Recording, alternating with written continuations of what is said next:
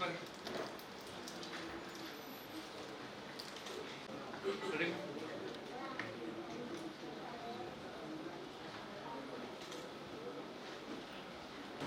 போதைக்கு எதிரான ஒரு பரப்புரையினுடைய ஆரம்ப நாளில் நாம் இங்கே இருப்போம்.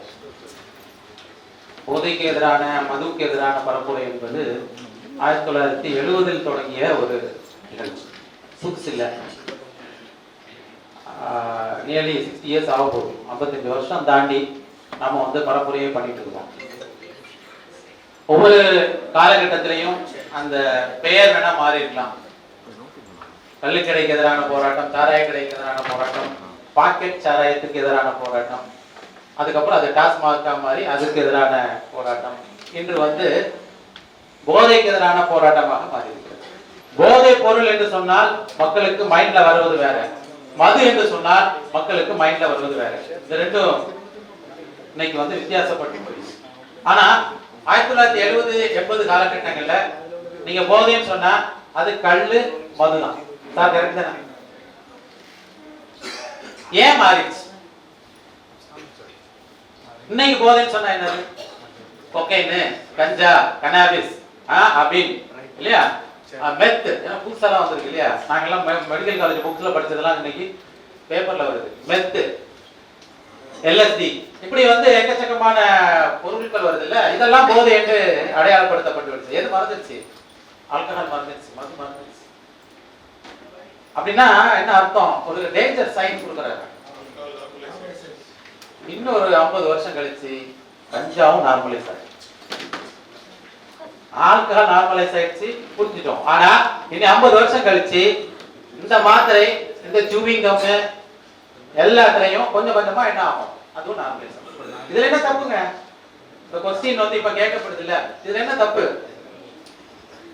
இது இல்லாம இருக்க முடியாது. கவர்மெண்ட் ரன் பண்ண முடியாது. மனுஷன் வாழ்றதுலாம் ரெண்டாவது, கவர்மெண்ட் ரன் பண்ண முடியாது. அப்ப இது இல்லாம கவர்மெண்ட் ரன் பண்ண முடியாது. இன்னும் 40 வருஷம் கழிச்சு இதெல்லாம் இல்லாம கவர்மெண்ட் ரன் பண்ண முடியாதுங்கிற இதே வாதத்தை வைக்கலாமா இல்லையா? வைப்பார்கள். அப்போ இந்த மாதிரி ஒரு சின்ன கூட்டம் உட்கார்ந்து நம்மளும் பேசிட்டு போயிட்டு தான் இருக்கோம். அன்பு சகோதரர்களே, இந்த புத்தகம் எழுதுவதற்கு இது ஒரு பரப்புரையின் அடிப்படையில் எழுதப்பட்ட புத்தகம் தான். இந்த தலைப்பு 2000 ஆண்டு சமரசம் பத்திரிகையில ஜூன் 15 முதல் 30 இதழ், சமரசம் பத்திரிகை மாதம் இருமுறை வரும். அதுல ஜூன் 15 இருந்து 30க்கு இதழ்ல நான் எழுதிய கட்டுரை, 26 ஆண்டுகளுக்கு முன்பாக எழுதப்பட்ட ஒரு கட்டுரை. இந்த தலைப்பு தான் ஒவ்வொரு வருடமும் ஜூன் 26ஆம் தேதி சர்வதேச போதை ஒழிப்பு தினமாக அறிவிக்கப்பட்டுள்ளது. ஒவ்வொரு வருஷமும் அந்த ஜூன் 26 பேரணி நடத்தப்படும். மாரத்தான் ஓடுவார்கள், ஆட்சியாளர்கள் ஓடுவார்கள், எல்லாம் பண்ணுவாங்க. அன்னைக்கு கூட டாஸ்மாக் க்ளோஸ் ஆயிருக்கு. அடுத்த வருஷம் நீங்க ஜூன் 26க்கு நோட் பண்ணிக்கங்க. இந்த ஜூன் 26 அதே வெள்ளிக்கிழமை ஜும்மா ஒரு பள்ளிவாசல்ல அது ஒரே நிகழ்த்துறேன்.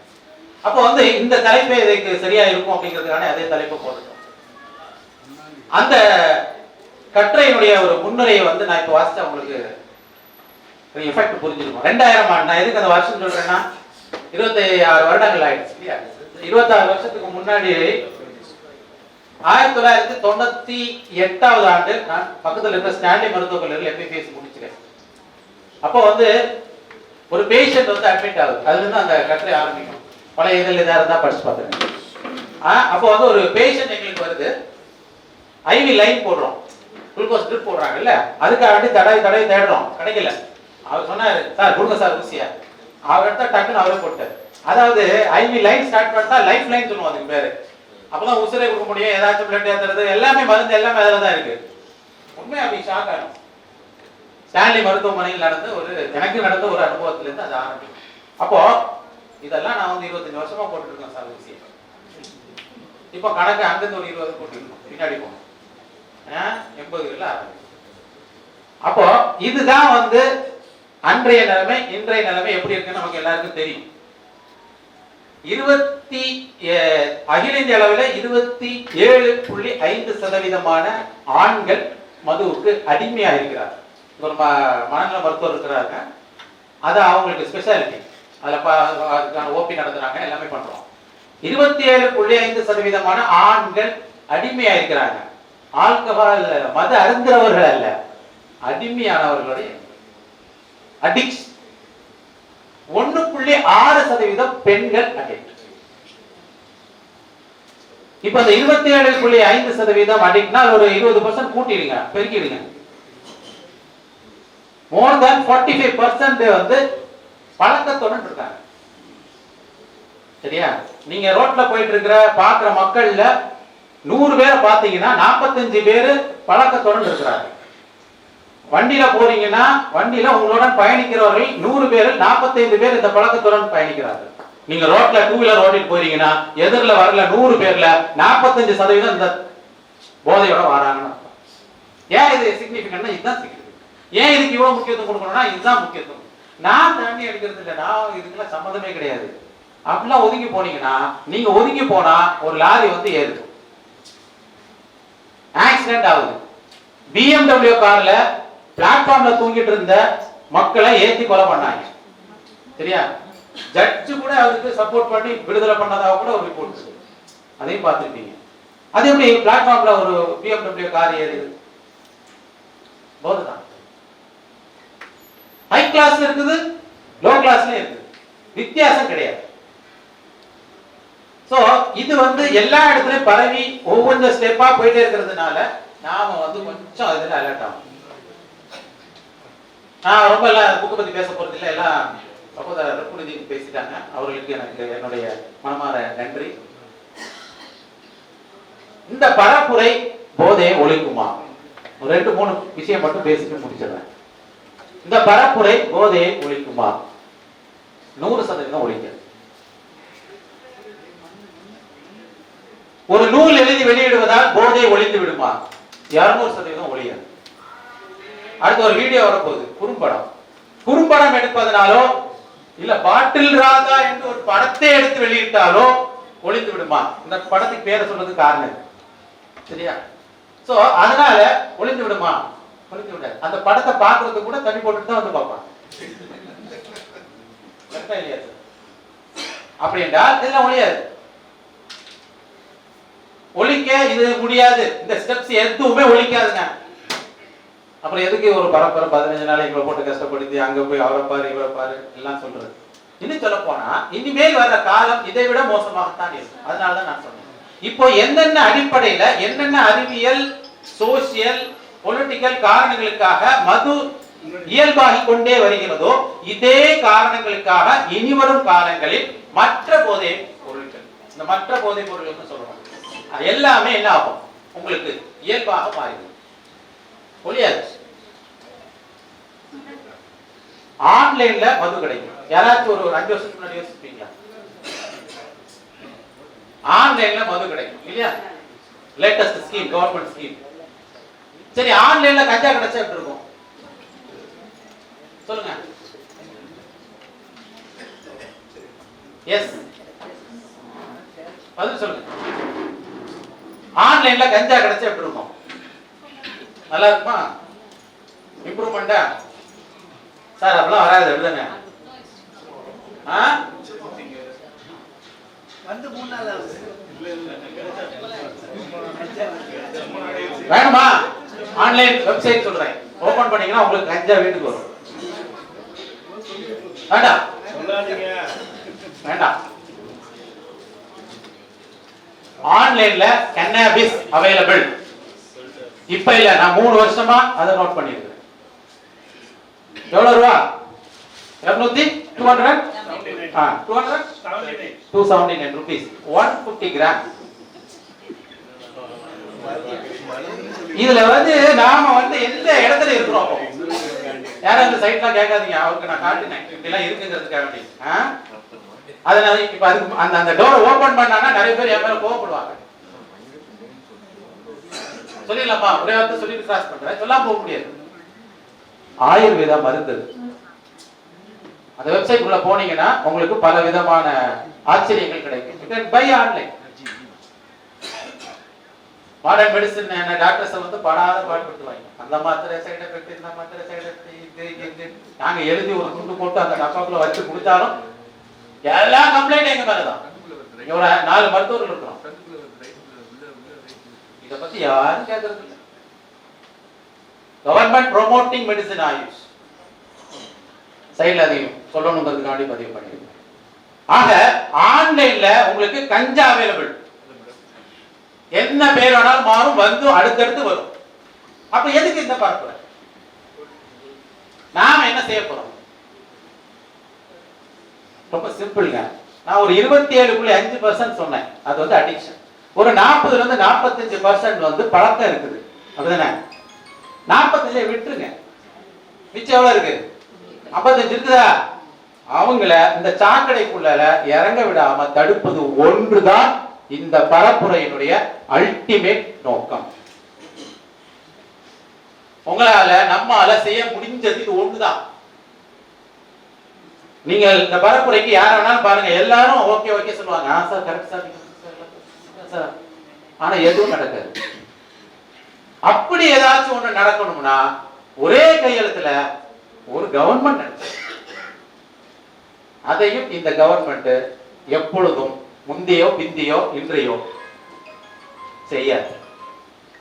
இவர்கள் வைத்திருக்கின்ற அனைத்து வாதங்களும் தவறான வாதம் என்பது இந்த நூல்ல அங்கங்க டச் பண்ணியிருப்பேன், முடிஞ்சா படிச்சு புரிஞ்சுருப்பேன். சரிங்களா? டாஸ்மாக் வருமானம் என்ன, டாஸ்மாக்னால வந்து செலவு என்ன, டாஸ்மாக் வருமானம் பத்தி பேசுற ஊடகங்கள் டாஸ்மாக் செலவு பத்தி பேசுற, கரெக்டா? இலவச கல்வி கொடுக்க வேண்டிய அரசு, இலவசமா மருத்துவம் கொடுக்க வேண்டிய அரசு, இலவசமா மற்ற விஷயங்கள்லாம் செய்யுது. கவர்மெண்ட் நடத்துறது என்ன நடத்தணும்? ஸ்கூல் நடத்தணும், ஹாஸ்பிட்டல் நடத்தணும். ஆனா என்ன நடக்குது? சோ இத பத்தி பேசுறது இல்லை. நானால ஒழிக்கணும் என்றால் அது சட்ட ரீதியாக தடுக்கலாம் என்றால் யாரை தடுப்பது? தடுக்கிறதுனா என்ன அர்த்தம்? ஒரு இடத்துல நெருப்பு எரியுதுன்னா பக்கத்துல போய் விழாம தடுக்கிறது பேர் தான் தடுக்கிறது. நெருப்பு அணைச்சா மட்டும்தான் நெருப்பு அணையும். சாக்கடையை கிளீன் பண்ணா மட்டும்தான் சாக்கடை சுத்தமாகும். விழாம யாரை தடுக்கலாம்? சாக்கடை உள்ள இருக்கிறவனை தடுக்கிறது இல்ல, பக்கத்துல வெளியே இருக்கிறவனை தடுக்கிறான். இந்த ஒன்று மட்டும்தான் நமக்கு இங்கே இருக்கின்ற குறிக்கோள். இது ஒரு டாக்குமெண்ட், இந்த புத்தகம் சமரசம். இதை சுருக்கி சமரசம் ஒரு கட்டுரையாக வந்திருக்கிறது, படியுங்கள், கருத்துக்கள் நீங்கள் பரிமாறுங்கள். அல்ஹம்துலில்லாஹ் இஸ்லாம் எப்படி இதை ஒழித்தது என்பதற்கான ஒரு தீர்வையும் நாம் கொடுத்திருக்கிறோம். ஒரு விஷயத்தை சொல்லி முடிக்க விரும்புகிறேன். அதிகமான குளிர் பிரதேசத்துல இருக்கிறோம், அதனால நாங்க வந்து சாராயம் இந்த புத்தகத்தில் இல்லாத விஷயங்கள் எவ்வளவு நேரம் பேசுறது, இது உங்களுக்கு கிடையாது. அதிகமாக குளிர் பிரதேசத்துல இருக்கிறோம், குளிர் நேரம், அதனால ஸ்மோக் பண்றோம், சாராயம் குடிக்கிறோம், இதுதான் வந்து அதிகமா பேசப்படுறது. நீங்க ஐரோப்பிய நார்த்போல் இருக்கிற எல்லா கண்ட்ரீஸ்லயுமே வந்து டெம்பரேச்சர் வந்து ரொம்ப சொல்லி இருக்குல்ல, அப்படிப்பட்ட இடங்கள்ல வந்து அவங்க பழகி அதை வந்து இங்க கொண்டு வந்து பழகி இருக்கிறாங்க. இங்க ஏற்கனவே இருந்தது எல்லாம் சேர்ந்து. ஆனால் இந்தியாவில் மது பழக்கத்து அதிகமா இருக்கிற மாநிலங்கள் லிஸ்ட் இருக்கு. தமிழ்நாடு 3வது இடம், முதல்ல அதை சொல்லிக்கிறேன். தமிழ்நாடு 3வது இடம். நீங்க லாஸ்ட்ல இடத்துல இருக்கிறது காஷ்மீர். எங்க டெம்பரேச்சர் கம்மியா இருக்குதோ அங்க குறைவா இருக்கு. மது விலக்கு அங்க கிடையாது. 2வது மாநிலம். மது விலக்கு இருக்கிற குஜராத் கூட அங்க இல்ல. பீகார் மது விலக்கு இருக்கிற இன்னொரு மாநிலம், அது இல்ல. ஏன்? அதிகப்படியாக அங்கே இஸ்லாத்தை பின்பற்றுகின்ற மக்கள் வாழ்கிறார்கள். குறைவு. இஸ்லாம் பரிபூர்ணமாக சட்டம் இருக்கின்ற ஒரு இடத்துல கூட பூரண மதுவிலக்கு ஏற்படுத்தப்படவில்லை. இதையும் வரலாற்று பொறுத்து எராடிகேஷன், டோட்டல் எராடிகேஷன் பண்ண முடியாது. அதற்கு ஒரு ஆதாரத்துக்கு இந்த இதுல கொடுத்திருப்பேன், அந்த கருத்தை வந்து புரிஞ்சுக்கணும். நபிகள் நாயகம் ஸல்லல்லாஹு அலைஹி வஸல்லம் அவர்கள் காலத்தில் மது ஆறு ஓடிச்சு, உடைச்சு எல்லாம் தள்ளிட்டாங்க. ஆனால் அதற்கு பிறகு 2 ஆட்சியாளருக்கு பிறகு வந்து உமர் ரலியல்லாஹு அன்ஹு, 2வது கலீஃபா உமருடைய ஆட்சியில 40 கசேடி அதுவரை கொடுக்கப்பட்ட தண்டனை வந்து 80 கசேடியா மாறுது. என்ன அர்த்தம்? என்ன அர்த்தம்? குடிக்கிற ஆள் இருக்குதுன்னு அர்த்தம்.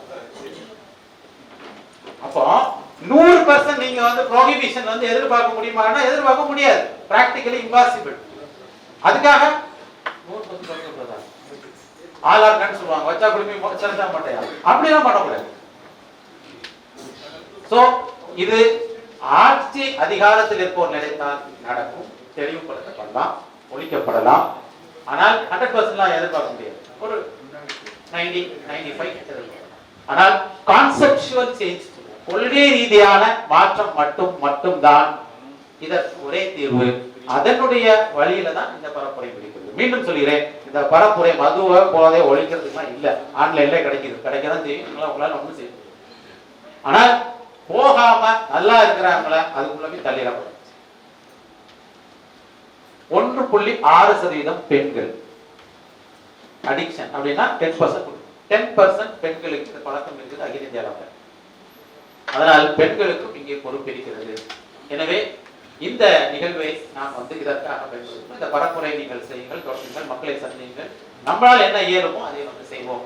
எல்லா புகழும் இறைவன் ஒருவனுக்கு. அஸ்ஸலாமு அலைக்கும் வரஹ்மத்துல்லாஹி வபரகாத்துஹு. மது, சூதாட்டம், பலிப்பிடங்கள், குறிப்பார்க்கும் அம்புகள் ஆகியவை அருவருக்கத்தக்க சைத்தானிய செயல்களாகும். எனவே அவற்றை தவிர்த்து கொள்ளுங்கள். அதன் மூலம் நீங்கள் வெற்றி பெறலாம். துஞ்சினார் செத்தாரின் வேறல்ல, என்னென்றும் நெஞ்சுண்பார் கல்லுண்பார். இது திருக்குறள். மது அருந்தோருக்கும் நஞ்சு அருந்தோருக்கும் வேறுபாடு கிடையாது என்பதால் அவர்கள் தூங்குவதற்கும் இறந்து கிடப்பதற்கும் கூட வேறுபாடு கிடையாது என்று கூறலாம். பேரன்பிற்கும் பெருமதிப்பிற்கும் உரிய ஆண்டவர்களே, சான்றவர்களே, இன்று நாம் ஒரு புத்தகத்தை பற்றி ஒரு சிறு குறிப்பை பார்க்கலாம். இந்த புத்தகத்தை பற்றி கூற வேண்டும் என்றால், இந்த புத்தகத்தை எழுதிய ஆசிரியர் அவர்கள் ஒரு மருத்துவராக திகழ்வதால் அந்த போதை பற்றிய சிறு சிறு விஷயங்களை கூட இந்த புத்தகத்தில் பதிவு செய்திருக்கிறார். ஒரு 8 தலைப்பின்களின் கீழ் இந்த புத்தகத்தை அவர் எழுதியிருக்கின்றார். அந்த 8 தலைப்பிலையும் அத்தனை விஷயங்களையும் அடக்கி 80 பக்கங்களுக்குள் கொடுத்திருக்கின்றார். என்றால் இப்போது நடைபெற்றுக் கொண்டிருக்கிறது ஜென்சி காலகட்டம். வாசிக்கும் உடைய வடிவம் மாறி இருக்கின்றது. வேக வேகமாக வாசிக்க வேண்டும் என்கின்ற எல்லோரும் ஆர்வப்படுகிறார்கள். அதை புரிந்து கொண்டும் இவர் இந்த விஷயங்களை இதில் பதிவு செய்திருக்கின்றார். அதாவது முதலாவது பார்த்தீங்கன்னா, இன்றைய அவல நிலை என்ற ஒரு தலைப்பிட்டு இன்று நடைபெற்றுக் கொண்டிருக்கும் சமூக அவலங்கள், போதையினால் ஏற்படும் தீங்குகள், எந்தெந்த விதத்தில் போதைக்கு அடிமையாகி கொண்டிருக்கிறார்கள், எந்தெந்த வடிவுகள் இதனுடைய சிக்கி சீரழிந்து கொண்டிருக்கிறார்கள் இந்த உலகம். இப்போது நம் கண்கூடாக கூட பார்க்கலாம். சென்னையில் நடந்த ஒரு சம்பவம், கோயம்புத்தூர் நடந்த ஒரு சம்பவம், இது போன்ற நிறைய சம்பவங்கள் நடந்து கொண்டிருக்கின்றது. இந்த போதை என்கின்ற இந்த கொடியை இது எப்படி இன்று நம்ம ஆட்டி படைக்கின்றது என்ற ஒரு விஷயங்கள் நம் கண்முன் கொண்டு வருகின்றார். இரண்டாவது நீங்க பாத்தீங்க என்றால், போதையும் உடல்நலமும். இந்த போதையினால் மனிதனுடைய உடல்நலம் எவ்வாறு பாதிக்கப்படுகின்றது, அவனுடைய ஒவ்வொரு உறுப்புகளும் தொடர்ந்து எவ்வாறு செயலிழந்து கொண்டு வருகிறது என்பதையும் இவர் மருத்துவ ரீதியாகவும் அறிவியல் பூர்வமாகவும் இதில் நிரூபித்திருக்கிறார். இந்த புத்தகத்தில் நிரூபித்திருக்கிறார். இந்த போதையை எப்படி இந்த மக்கள் மனிதர்கள் எப்படி நாடி போறாங்க, எப்படி எல்லாம் அடிமையாகிறாங்க அப்படின்ற இதுல பதிவு செய்திருக்கிறார். அதுபோல பார்த்தீங்கன்னா, மூன்றாவது தலைப்பு சமூக விளைவுகள். இதனால் ஏற்படுகின்ற சமூக விளைவுகள். இந்த போதை எப்படி ஒருத்தர் எப்படி எல்லாம் போதை பரவலாக கிடைக்கின்றது, எப்படி எல்லாம் இந்த மனிதர்கள் பயன்படுத்துகிறார்கள், அதனால் ஏற்படுகின்ற சமூக விளைவுகள் என்னென்ன என்பதையும் கண்கூடாக நாம் பார்த்து கொண்டுதான் இருக்கின்றோம். இதில் முத்தாய்ப்பாக நிறைய விஷயங்கள் பதிவிருக்கிறார். இது நீங்கள் பார்த்தீர்கள் என்றால், எந்த பக்கத்தையும் நாம் அப்படியே கடந்து போக முடியாது, எந்த வரியையும் கடந்து விட போக முடியாது. ஒவ்வொரு வரியும் நம்மளுக்கு 1000 விஷயங்கள் இந்த புத்தகத்தில் பதிவு செய்து கொண்டிருக்கிறது.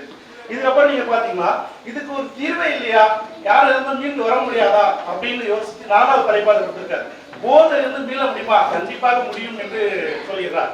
எப்படி என்றால், இப்போ கொஞ்ச நேரத்துக்கு சொன்னாருங்களா, ஒரு சஹாபா ஒரு தோழர் எப்படி இந்த போருக்கு போயிட்டு மறுபடியும் வந்தவுடனே முதல்ல அந்த தனி மனிதன் மாற வேண்டும், நாட்டிலிருந்து விடுபட வேண்டும் என்று அவன் மாறி முன்னேறி வந்தால், அது இந்த சமூகம் அவர் எப்படியெல்லாம் ஒத்துழைக்க வேண்டும் என்று ஒரு 7-8 தலைப்பின் கீழ் சிறுக சிறுக இந்த சமூகத்தினுடைய பொறுப்பு, பெற்றோர்கள் பொறுப்பு, கல்வி வளாகங்களுடைய பொறுப்பு, மாணவர்களின் பொறுப்பு, இப்படி ஒவ்வொருத்தரும் ஒரு மனிதனை திருத்துவதற்கான பொறுப்புகளை ஏற்றுக்கொண்டு அவர்களை திருத்தி நல்வழிப்படுத்த வேண்டும் என்று அதையும் இதில் பதிவு பண்ணியிருக்கிறார்.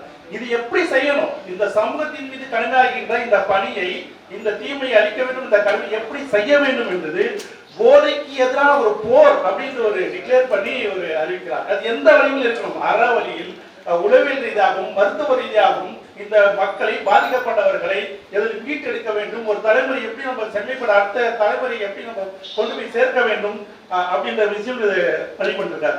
இன்னொரு விஷயம்னா, இது சமூகம் செய்யறோம், தனி மனிதர்கள் செய்யறோம், எல்லோரும் செய்கிறோம். சரி, மதுவிலக்கு கொண்டு வர முடியாதா, இந்த அரசாங்கமே கொண்டு வர முடியாதா மதுவிலக்கு, அது சாத்தியமா, சாத்தியம் இல்லையா, அதுவும் பேசியிருக்கிறார்.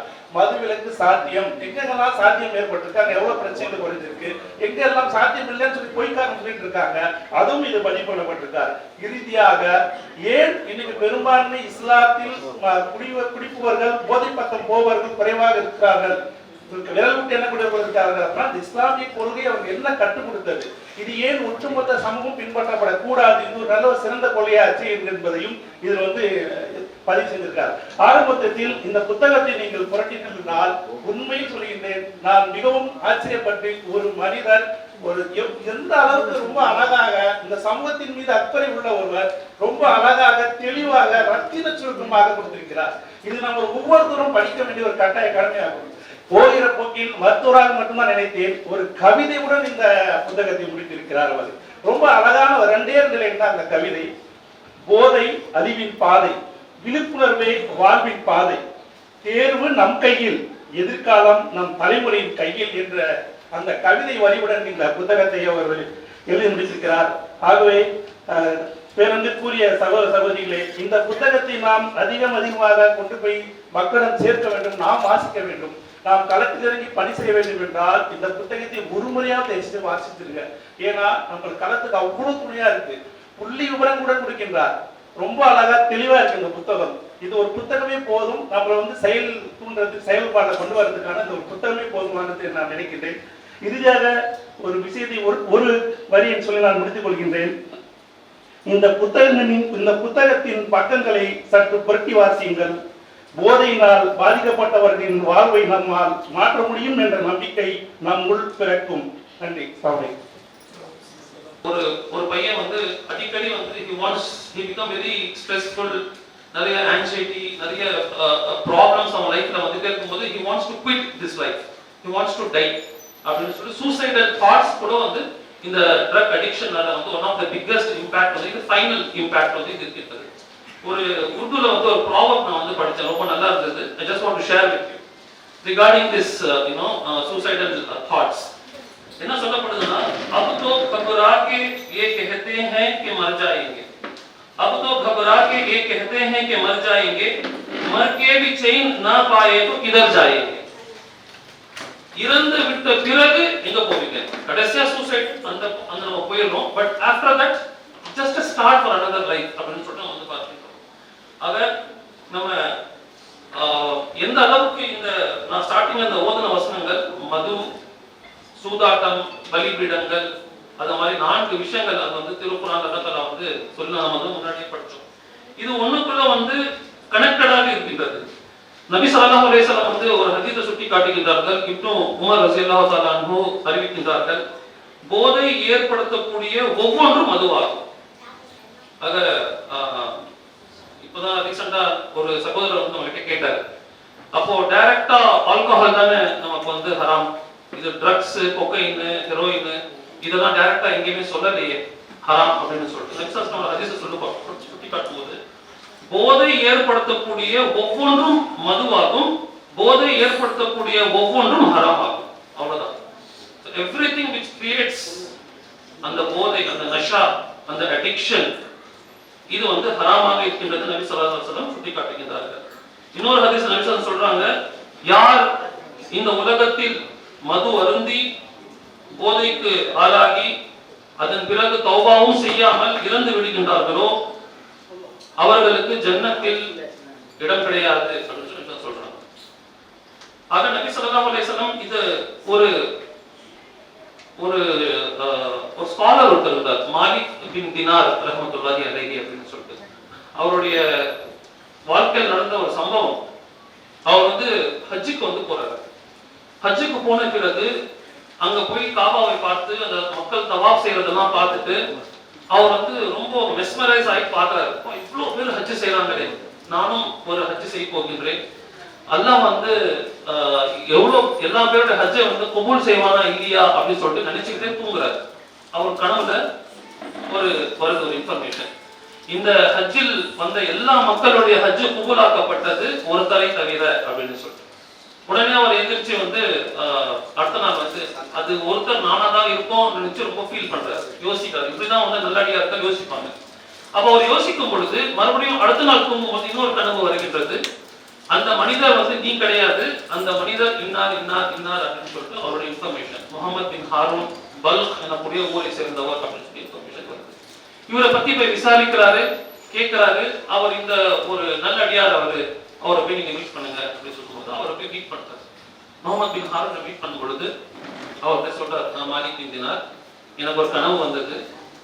அவர் சொல்றதுக்கு தயங்குறாரு. அவர் பரவாயில்லப்பா சொல்லுங்க அப்படின்னு சொல்லும்போது உங்களுடைய ஹஜ்ஜு கபூல் ஆகாது என்று நான் கனவு கண்டேன் அப்படின்னு சொல்றாரு. அப்போ அவரு முகமது பின் ஹாரூன் அவர் சொல்றாரு, உங்களை மாதிரியே நல்ல அடியார்கள் வருடம் வந்து என்கிட்ட சொல்லுவாங்க, உங்களுடைய ஹஜ்ஜி இந்த வாட்டி கபூல் ஆகலைன்னு சொல்லிட்டு எனக்கு கனவு வந்தது. அப்படி நீங்க என்ன செஞ்சீங்க அப்படின்னு சொல்லி கேட்கும் பொழுது, நான் என்னுடைய யூத்தோடைய அந்த பிரைம்ல இருக்கும் பொழுது ஒரு மிகப்பெரிய ஒரு தவறு செய்து விட்டேன் அப்படின்னு சொல்லிட்டு அவர் சொல்றாரு. ஒரு முறை வந்து என்னுடைய சகோதரர்கள் கூட நான் போய் மது அருந்தி மெய் மருந்து நான் வீட்டுக்கு வந்தேன். அப்ப என்னுடைய தாய் வந்து வீட்டுல இருந்தாங்க. அவங்க சொல்றாங்க, ஆஹிரு யௌமின் மின் ஷாபான் அவ்வலுஹு யௌமின் மின் ரமதான். ஷாபான் முடிந்து விட்டது, ஆகிரத் ஷாபானுடைய லாஸ்ட் வந்துருச்சு, ரமதானுடைய ஸ்டார்ட் ஆயிடுச்சு. Every sinners has repented. பாவிகள் கூட அல்லாஹ் கிட்ட தௌபா செய்து நோன்பு வைக்க நியத் செஞ்சுட்டாங்க. ஆனா என்னுடைய மகனாகிய நீ இந்த மாதிரி மதுவை அருந்தி வீட்டுக்கு வரியே அப்படின்னு சொல்லிட்டு அவங்க அம்மா ரொம்ப கவலையோட சொல்லும் பொழுது அவங்க அம்மாவை அவங்க வந்து தள்ளி விட்டு அவங்கள வந்து அவங்க விழுந்து அவங்க வந்து இறந்துடுறாங்க. So he become one of the source for his mother to die. இது வந்து மிகப்பெரிய அவருக்கு அதுக்கப்புறம் தான் தோணுது, இது இவ்வளவு பெரிய ஒரு பாவம் அவர் செய்து விட்டார் என்று நபி ஸல்லல்லாஹு அலைஹி வஸல்லம் அந்த மாலிக் பின் தினார் சொல்றாரு. இந்த விஷயத்திற்காக வேண்டி அவருடைய ஹஜ் வந்து கபூலாகவில்லை என்று அவர் வருடம் ஹஜ்ஜுக்கு போகின்றார். சோ இந்த மது போதை என்ன பண்ணோம்னா நம்ம என்ன பண்றோமே நமக்கு தெரியாம it pushes us to the extent that we do things which we even don't know what we are doing. இந்த மாதிரி இருக்கிறது தள்ளிவிடுகிறது. எதற்காக இது நடக்கின்றது? Why people are falling towards this drug addiction? ஏன் ஆகுது? சொசைட்டில என்ன ப்ராப்ளம் நடக்குதுன்னு நம்ம பார்க்கும் பொழுது peer pressure. நம்பர் 1 பார்க்கும்போது peer pressure. உங்க ஃப்ரெண்ட் சர்க்கிள், உங்களுடைய காலேஜ், உங்களுடைய ஸ்கூல், உங்களுடைய ஆபீஸ் கலீக்ஸ் உடைய அந்த peer pressure. இப்பலாம் நீங்க ஐடி கம்பெனிஸ்லயா இருக்கட்டும், கார்ப்பரேட் வேர்ல்ட்லயா இருக்கட்டும், என்னுடைய ஊரை சேர்ந்த ஒரு சகோதரர் வந்து நேற்று அவர் கூட நான் மதுரைக்கு போயிட்டு இருக்கும் பொழுது அவர் சொன்னாரு, இன்னைக்கு வந்து எங்க ஆபீஸ்ல வந்து ஒரு ப்ராஜெக்ட் பார்ட்டி இருந்தது. 7 lakh rupees அவங்க வந்து ஸ்பெண்ட் பண்றாங்க. அதுல வந்து 4 lakh rupees கமருக்கு ஸ்பெண்ட் பண்றாங்க. Like full of alcohol. It's a corporate company. அதனால நான் வந்து போகல பை அப்படின்னு சொல்லிட்டு அவர் சொல்றாரு. அன்னைக்கு ஜும்மா, அன்னைக்கு எனக்கு ஜும்மாவும் மிஸ் ஆயிடும், ஆனா அது போறதுக்கும் எனக்கு இஷ்டம் கிடையாது. ஏன்னா அங்க out of more than 50% they are spending on alcohol and other unnecessary things. இப்படிதான் இருக்கு இப்போ கல்ச்சர். Pier pressure. நீங்க வந்து போகணும், நீங்க போகலன்னா ஒரு மாதிரி அவங்கள பார்ப்பாங்க. அட்லீஸ்ட் நீ குடிக்கலையா கூட வந்து உட்காரு. It's a corporate culture. அந்த மாதிரி ஒரு பியர் பிரஷரா வந்து மாறி விடுகின்றது. Just try it. எல்லா பேரும் இது பண்ணதான் செய்யறாங்க.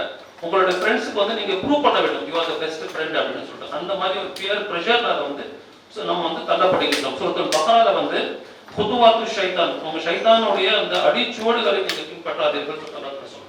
அடுத்தது பாத்தீங்கன்னா ஒரு கியூரியாசிட்டி, ஒரு அட்வென்ச்சரிசம். இப்போ இருக்கக்கூடிய மக்களுக்கு எப்படிதான் இருக்கும், என்னதான் நடக்கும், அது ஒரு வாட்டி ட்ரை பண்ணி பார்க்கலாமே. இந்த மாதிரி ஒரு கியூரியஸ் மைண்டட், ஒரு அட்வென்ச்சரஸ் மைண்டடான மக்களுக்கு வந்து இது மிகப்பெரிய ஒரு இம்பாக்ட் வந்து கிரியேட் பண்ணுது. எப்படின்னா நம்ம வந்து கியூரியாசிட்டிக்கு வந்து என்ன பண்றோம்னா ட்ரை பண்றோம். ஆனா அதுக்கப்புறம் என்ன நடக்குது? இப்பதான் மாலிக் பின் தினாருடைய அந்த சம்பவத்தை நமக்கு பார்க்கணும். அல்லாஹ் சுப்ஹானஹு வ தஆலா சூரா பனி இஸ்ராயீலை சுட்டி காட்டும் பொழுது, உங்களிடம் எதை பற்றிய அறிவு இல்லையோ அதை பின்தொடராதீர்கள். You don't know what will happen next, so don't follow that. அதுக்குள்ள நீங்க விழுந்துடாதீங்க ட்ராப்ல அப்படின்னு சொல்லிட்டு. ஒரு யங் மேன், ஒரு இளைஞர் கிட்ட வந்து கேட்கப்படுகின்றது, what led you to drugs? உனக்கு ஏன்பா இந்த ட்ரக்ஸ் உடைய ஹேபிட்ஸ் வந்தது அப்படின்னு சொல்லி சுட்டி காட்டும் பொழுது he said bad company, எனக்கு வந்து தீய நண்பர்கள் இருக்காங்க, நோ சலா, நான் தொழுகையாளியாக இல்லை. மூன்றாவது எனக்கு வந்து ஒரு அட்வென்ச்சர், ஒரு தாட் இருக்குது, என்னதான் நடக்கும் பார்க்கலாமே அப்படின்னு சொல்லி நான் யோசிச்சு நான் இந்த மாதிரி பண்ணேன். சோ என்ன நடக்கும் சும்மா என் மனசு சொல்லிச்சு. சாமிரி எனக்கூடிய அந்த பத்தி சூரிய தாகார் அல்லாஹ் சுப்ஹானஹு சுட்டி காட்டும் பொழுது சாமிரியை பார்த்து என்ன நடந்தது சாமிரியை சொல்லிட்டு மூசா அலைஹிஸ்ஸலாம் கேட்கும் பொழுது சாமிரியோட பதில் பாத்தீங்கன்னா கஸாலிக சௌவலதின் அல் நஃப்ஸி லினஃப்ஸி அப்படின்னு சொல்வாரு. இவ்வாறு செய்யும்படி என் மனம் என்னை தூண்டியது. சும்மா ட்ரை பண்ணி பார்க்கலாமே எப்படி இருக்கும் ஒரு கடவுள், ஒரு காஃப், ஒரு மாடு நம்ம செஞ்சு பார்க்கலாம் அப்படின்னு சொல்லிட்டு என் மனம் தூண்டியது. ஒரு கியூரியாசிட்டிக்காக நான் பண்ணேன் அப்படின்னு சொல்லிட்டு தவறுல போய் மக்கள் விழுந்து விடுகின்றார்கள். ஆக பேட் ஃப்ரெண்ட்ஷிப். மூன்றாவது தவறான நண்பர்கள் பத்தி நம்ம சுட்டி காட்டும் போது மனிதன் தன் நண்பனின் மார்க்கத்தில் இருக்கின்றான் அப்படின்னு சொல்லி சுட்டி காட்டுகிறார். இன்னொரு சூரத்துல் ஃபுர்கான்ல அல்லாஹ் தஆலா சுட்டி காட்டும் பொழுது அவங்க ரொம்ப கைசேதம் அடைந்த நிலையில் அந்த ஃப்ரெண்ட்ஷிப் பத்தி சொல்லுவாங்க. ஐயகோ என் துர்பாக்கியமே, நான் இந்த மனிதனை நண்பன் ஆக்காமல் இருந்திருக்க கூடாதா அப்படின்னு சொல்லிட்டு அவங்க ரொம்ப ஃபீல் பண்ணுவாங்க. இவன் கூட நான் ஃப்ரெண்ட்ஷிப் பண்ணாம இருந்திருக்கலாமே அப்படின்னு சொல்லிட்டு அவங்க சொல்றது நம்ம பார்க்கணும். அபூ தர்தா ரலியல்லாஹு தஆலா அன்ஹு அவர்கள் ஒரு விஷயத்தை சொல்லி சுட்டி காட்டுறாங்க. இன்ன கைர சாஹிபுக்கும் அல்லஸி யகுல் இஸ்ஹப் பினா நஸ்கும் قبل ان نموت. உங்களுடைய பெஸ்ட் ஃப்ரெண்ட் யார் தெரியுமா? கைர சாஹிபுக்கும், உங்க பெஸ்ட் ஃப்ரெண்ட் யார் தெரியுமா? அவங்க சொல்லுவாங்களா, ஓ மை பிரதர், என்னுடைய சகோதரரே வாங்க, these are the best days. நம்ம zikr செய்யலாம், தொழுலாம், நமாஸ் படிக்கலாம், நம்ம நோன்பு நோக்கலாம் அப்படின்னு சொல்லிட்டு அல்லாஹ்வுடைய நினைவு அவர்களுக்கு வரும். அதுக்கப்புறம் وَإِنَّ الشَّرَّ صَاحِبُكُمْ الَّذِي يَقُولُ شَرَّ صَاحِب, யார் தீமையான நண்பன் யார் தெரியுமா? اذهب بنا نأكل ونشرب ونلهو وقبل أن نموت. அவங்க சொல்வாங்களா, let's drink, let's enjoy, let's party. உங்களை தவறான வழியில் அவங்க கொண்டு போவாங்க என்று அந்த அபூ தர்தா ரலியல்லாஹு தஆலா அன்ஹு அவர்கள் சுட்டி காட்டுகிறார்கள். ஒரே ஒரு கடைசி ஒரு சம்பவத்தை சுட்டி காட்டி என்னுடைய இந்த உரையை முடித்துக் கொள்கிறேன். இதுல இருந்து எப்படி வெளியே வர்றது நிறைய சொல்யூஷன்ஸ் இருக்கு. But just skipping all those things. Abu Mihjan ரலியல்லாஹு தஆலா அன்ஹு, அபூ மிஹ்ஜான் அஸ்-ஸகஃபி ரலியல்லாஹு தஆலா அன்ஹு அவர்கள் ஆல்கஹாலுக்கு அடிக்டா இருந்தார். அவர் சஹாபி. அவர் நபி ஸல்லல்லாஹு அலைஹி வஸல்லம் நிறைய யுத்தங்கள், நிறைய போர்கள் அவங்க கூட செஞ்சிருக்காங்க. அவங்க எப்போ குடிக்கிறாங்களோ அவங்களுக்கு அந்த சாட்டை அடிகள் அவருக்கு கொடுக்கப்படும். அது அப்படியே கண்டினியூ ஆகுது. அபூ பக்கர் உமர் ரலியல்லாஹு தஆலா அன்ஹு খিলাফத்லயும் அது கண்டினியூ ஆகுது. அவருக்கு எப்பெல்லாம் குடிக்கிறாரோ அவருக்கு அந்த சாட்டை அடி என்ன இருக்கோ, அந்த ரகுத் என்ன இருக்கோ, அந்த அல்லாஹ்வுடைய இது நடக்கும். அதன் பிறகு என்ன நடக்கும் அப்படின்னா, ஒரு முறை உமர் ரலியல்லாஹு தஆலா அன்ஹு ரொம்ப எக்ஸ்ட்ரீமா போயிட்டு இவரை இதுக்கு மேல எக்ஸைட் பண்ணிடலாம், இந்த ஊரை அமிச்சிடலாம் அப்படின்னு சொல்லிட்டு அவர் போறாரு. போகும்போது நம்மளுடைய இஸ்லாமிக் ஒரு ஆர்மி பாக்குறாரு. அந்த ஆர்மி யாருன்னா சாத் இப்னு அபீ வக்காஸ் ரலியல்லாஹு தஆலா அன்ஹு ஹாதிசியாவுடைய அந்த போர் பாரசீகத்துக்கு எதிராக அங்க நடைபெறுவதற்காக ரெடி ஆயிட்டு இருக்காங்க. அங்க போனோடனே சாத் இப்னு வக்காஸ் அவரை பார்த்துட்டு இவர் அவருக்கு இன்ஃபர்மேஷன் வந்துருது, இவரை புடிச்சு ஜெயில போட்டுருங்க அப்படின்னு சொல்லி அவர் வீட்டுல கட்டி போட்டு you should not go and fight, இதுதான் உங்க பனிஷ்மெண்ட் அப்படின்னு சொல்லிட்டு போயிடுறாங்க. போர் நடக்குது. ஆனா இவர் மனசுக்குள்ள நம்ம ஒரு போர் போகலையே அப்படின்னு சொல்லிட்டு ஒரு போராட்டம். அப்புறம் அவருடைய மனைவி கிட்ட சொல்லி, நீங்க என்ன என்னோட இதை அவுத்து விடுங்க, நான் போர் செய்யறேன், ரிட்டர்ன் வந்துடுறேன் அப்படின்னு சொல்லிட்டு. அதே மாதிரி அவங்க மனைவி அவுத்து விடுறாங்க. அவங்க போருக்கு போறாங்க. ஒரு மாஸ்க்டு மேனா, ஒரு மாஸ்க் போட்டுட்டு he is going fighting very bravely. சாத் இப்னு வக்காஸ் முஸ்லிம்கள் பாக்குறாங்க, யார் இந்த வீரர் அப்படின்னு சொல்லிட்டு ரிட்டர்ன் வராரு. மறுபடியும் அவர் செயின் போட்டுட்டு மறுபடியும் உட்கார்ந்துறாரு. சாத் இப்னு வக்காஸ் அவர் மனைவி கிட்ட சொல்றாரு, இன்னைக்கு ஒரு மிகப்பெரிய ஆச்சரியத்தை நான் பார்த்தேன். ஒரு மாஸ்க்டு மேன் வந்தாரு, பயங்கரமா போயிட்டாரு, ஆனா யாருன்னு தெரியல அப்படின்னு சொன்னா மனைவி சொல்லுவாங்க, அவர் தான் அபூ மிஹ்ஜான் அஸ்-ஸகஃபி ரலியல்லாஹு தஆலா அன்ஹு உள்ள இருக்காரு. ஆனா அவர் தான் நான் கட்டி போட்டு போனேனே, இல்ல அவர் பர்மிஷன் வாங்கிட்டு போயிட்டு வந்தாரு. அவர்கிட்ட போய் கேட்கிறாரு. அவரை கட்டி அணைச்சு அவர் சொல்றாரு, சாத் இப்னு வக்காஸ், நான் இனிமேட்டு உங்களை அடிக்கவே மாட்டேன். அப்புறம் இவர் சொல்றாரு, இனிமேட்டு நான் குடிக்கவே மாட்டேன் அப்படின்னு சொல்லிட்டு சொல்றாரு. சோ நான் என்ன சொல்ல வரேன்னா, நிறைய சஹாபாக்களாக இருக்கட்டும், அதன் பிறகு ஆகட்டும், இப்போ ஆகட்டும், society is same.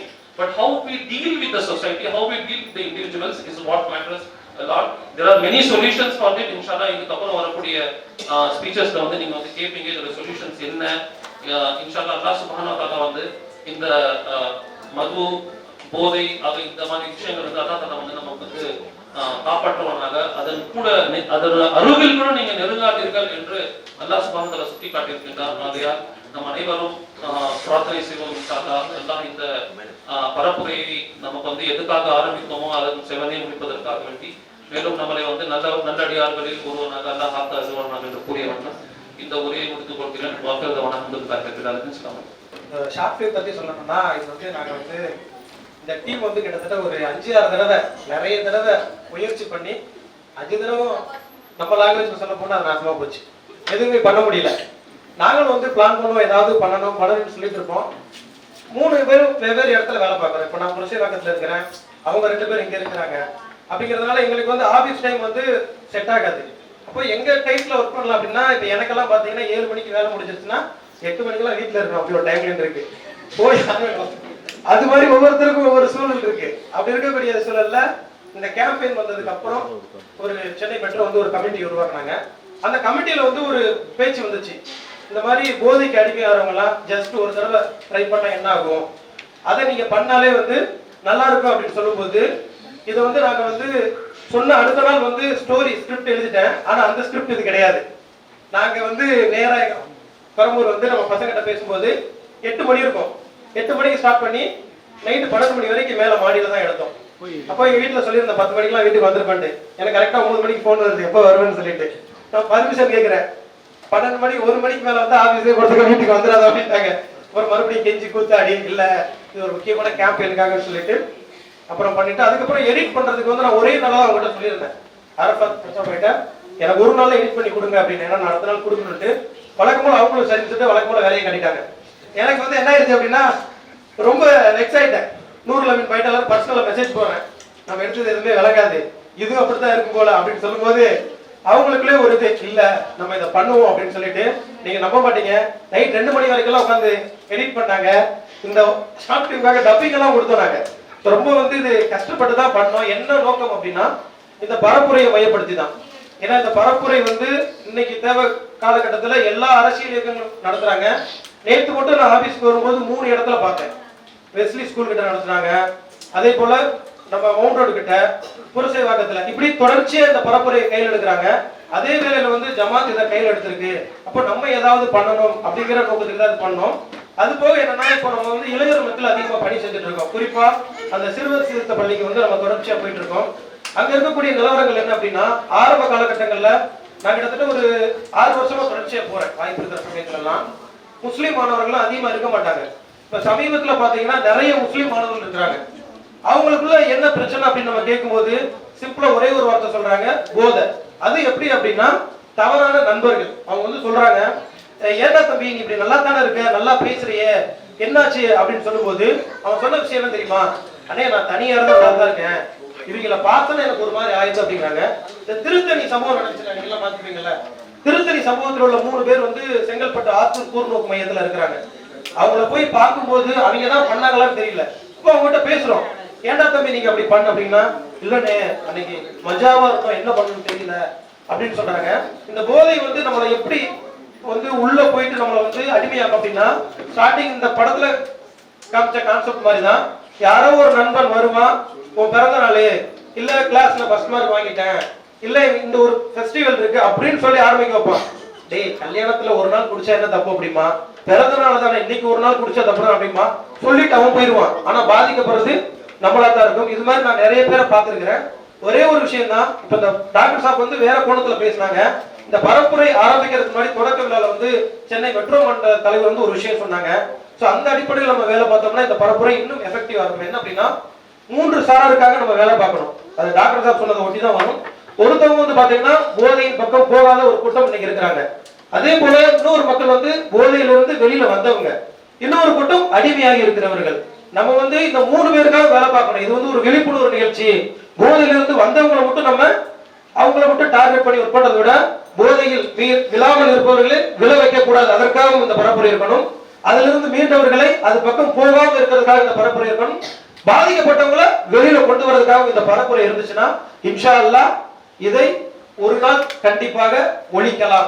Abdul Kalam சொல்லியிருப்பாங்க 2020 இந்தியா வல்லரசாகணும் கனவு கண்டேன் அப்படின்னு சொல்லிட்டு. நாம இப்ப முன்னெடுத்தோம்னா, ஒரு நாட்டுக்கு நம்ம போர் தொடுத்தோம்னா அந்த நாட்டை வந்து அழிக்கிறத விட ஒரு நாட்டின் இளைஞர்கள்ட்ட போதையை கொடுத்தா அந்த நாடு அழிஞ்சு போயிடும். அதனால போதை என்ற மரக்கனை நாம் ஒழித்தால் இன்ஷா அல்லாஹ் 2040 இந்தியா வல்லரசாகும். அந்த நோக்கத்தோட நாம் எல்லோரும் இந்த பரப்புரையை முன்னெடுப்போம். இன்ஷா அல்லாஹ் இதை வெற்றிக்கான பரப்புரையாக மாற்றுவோம். எல்லா புகழும் இறைவன் ஒருவனுக்கு. மிக உயர்ந்த அறம் மகிழ்ச்சி. இந்த மக்கள் இன்னைக்கு தேடி செல்லக்கூட இருக்கிற இடம் வந்து மகிழ்ச்சி, திருப்தி, சந்தோஷம். எங்க கிடைக்கணும் தான் ஓடுறாங்க. எது நல்லது எது கெட்டது, நம்ம எங்க போகணும்,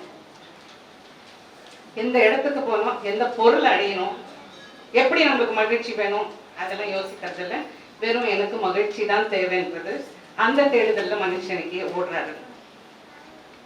உண்மையான மகிழ்ச்சி மக்களுக்கு எப்படி கிடைக்குதுன்னா, அந்த நேரத்துல ஏதாவது அடைஞ்சிட்டா அதுல ஒரு மகிழ்ச்சி கிடைக்குது.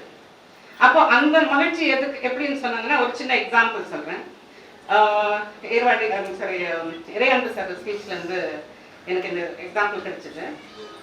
அவர் என்ன சொன்னாருன்னா, எப்பவுமே கோல்டு மெடலிஸ்ட் சந்தோஷமா இருப்பாங்க, பிரான்ஸ் மெடலிஸ்ட் அவரும் சந்தோஷமா இருப்பாங்க, சில்வர் மெடலிஸ்ட் சந்தோஷமா இருக்க மாட்டாங்க. ஏன்னா கோல்டு மெடலிஸ்ட் அவர் உச்சக்கட்டத்துல இருக்காரு ஏற்கனவே. பிரான்ஸ் மெடலிஸ்ட் ஒரு மார்க் கம்மியாச்சுன்னா கூட அந்த பிரைஸ் வினர்ஸ் லிஸ்ட்ல இருக்க மாட்டாங்க. இந்த சில்வர் மெடலிஸ்ட் இருக்காங்க பாருங்க, அவங்க தான் அவங்களுக்கு கஷ்டம். ஏன்னா அவங்களுக்கு அந்த திருப்தி இருக்காது, அவங்க மகிழ்ச்சியா இருக்காது. ஏன் சொன்னா, ஒரு மார்க் கூட இருந்துச்சுன்னா எனக்கு அந்த தங்கப்பதக்கம் கிடைச்சிருக்கும் இல்லையா? அப்போ வெற்றின்றது மகிழ்ச்சியாக இருக்கணும்ன்ற அவசியம் கிடையாது. ஆனா இன்னைக்கு யங்ஸ்டர்ஸ் வெற்றின்றது மகிழ்ச்சின்னு சொல்லி சொல்றாங்க. அப்ப இந்த வெற்றிக்கும் மகிழ்ச்சிக்கும் கனெக்ஷன் இருக்கனா இல்லை. அப்ப இந்த வெற்றியை பெறதுக்கு மகிழ்ச்சி தான் நம்மளுக்கு ரூட் சொல்லி இன்னைக்கு யூத் வந்து போகுது. இதுக்கு காரணம் என்னன்னா, இன்னைக்கு நான் யார், நான் எதுக்காக படைக்கப்பட்டிருக்கிறேன், எனக்கு என்ன குறிக்கோள் இருக்கு, எனக்கு என்ன நோக்கம் இருக்குன்னு தெரியாம நான் வாழ்றதுதான் காரணம். எனக்கு ஒரு நான் வந்து ஒரு I should be different from others. I have a reason, I have a purpose. So what is my purpose? So இந்த purpose இருக்கும்போது எனக்கு ஒரு காரணம், எனக்கு ஒரு இலக்கு இருக்கணும்.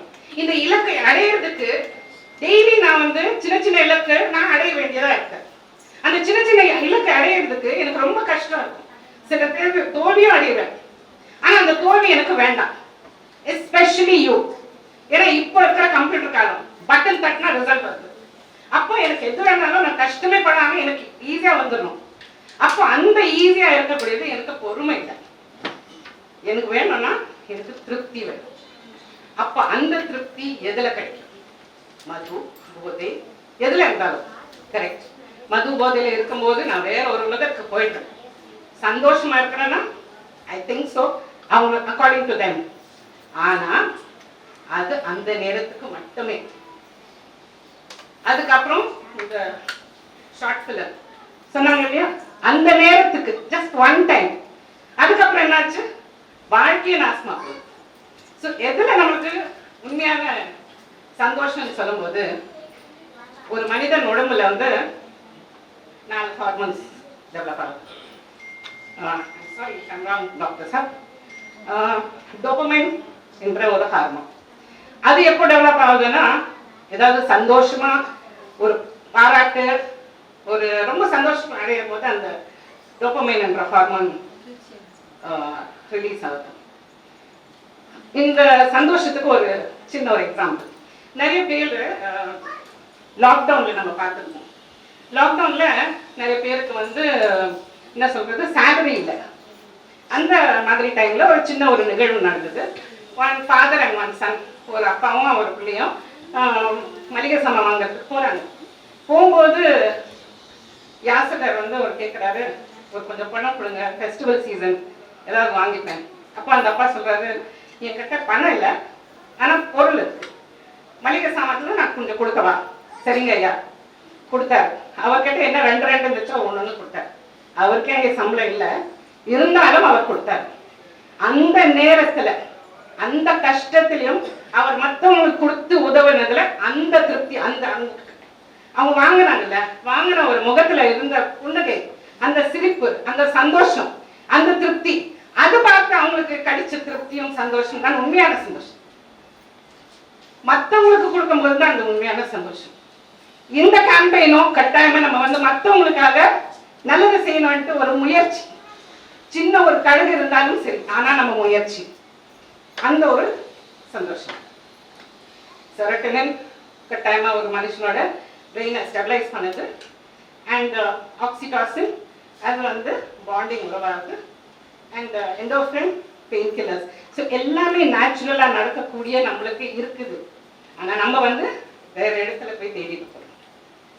இந்த மாதிரி இருக்கும்போது மனுஷனுக்கு நபி ஸல்லல்லாஹு அலைஹி வஸல்லம் ஒரு எடுத்துக்காட்டா சொல்லியிருக்கிறாரு. கஷ்டம் வரும்போது பொறுமையை ஹேண்டில் வித் பேஷன்ஸ் அண்ட் நல்லது நடக்கும்போது நன்றியை செலுத்தணும். ஆனால் நம்ம மக்களுக்கு பொறுமை இல்லை. நபி ஸல்லல்லாஹு அலைஹி வஸல்லம் அல்லாஹ் சுப்ஹானஹு வ தஆலா குர்ஆன்ல வந்து அனீஸ் அவர்கள் பிரதர் அனீஸ் சொல்லும்போது சொன்னாரு, 3 விதத்துல மது அருங்கி வரக்கூடாதுன்ட்டு. ஒண்ணு, அந்த நேரத்துல போதையில இருக்கிற நிலைமையில அல்லாஹ்வை நெருங்காதீர்கள். தொழுகைக்கு வர வேண்டாம். தொழுகைக்கு வர நேரம் பியூர் ஸ்டேட், தூய்மையான நேரம், தூய்மையான ஒரு ஸ்டேட். அந்த நிலை, அந்த தூய்மையான நிலைமையில இல்லாத டைம்ல நீங்க வராதீர்கள். அப்போ நான் என் இறைவன், என்னை படைத்தவன், எனக்கு இந்த கொடுக்கக்கூடிய சந்தோஷமும் திருப்தியும் கொடுக்கக்கூடியவன், அவரை நிராகரிக்கிறார்களால, அவரை நிராசப்படுத்துறதால எனக்கு இந்த சந்தோஷமும் கிடைக்காது. இது புரியுறது. அதுக்கு ஒரு பெரிய மனசு வேணும். அந்த நேரத்தில் ஒரு பொறுமையும் நன்றியும் செலுத்தக்கூடியவங்களா நம்ம இருக்கணும். நம்ம தம்பி சொன்னாரு, 3 சாராரை நம்ம வந்து அட்ரஸ் பண்ண விரும்புகிறோம். 1, அடிமையானவங்களுக்கு. 2வது, அடிமை ஆகாதவங்களுக்கு. 3வது, அடிமையாய் அவங்க வெளியில வர்றதுக்கு சப்போர்ட் சொசைட்டில இருக்கு. அப்போ இவங்க 3 பேரையும் நம்ம தேடி போய் அவங்கள வந்து இது புரிய வைக்கிறத நானும் ஒரு பங்காக இருக்கிறதுக்கு ஜமாத் இஸ்லாமிய ஹிந்த் சென்னை மெட்ரோவுக்கும் ஸ்டேட்டுக்கும் நான் நன்றி செலுத்துறேன். ஜஸாக்கல்லாஹ் ஹைர். அஸ்ஸலாமு அலைக்கும் வரஹ்மத்துல்லாஹி வபரகாத்துஹு.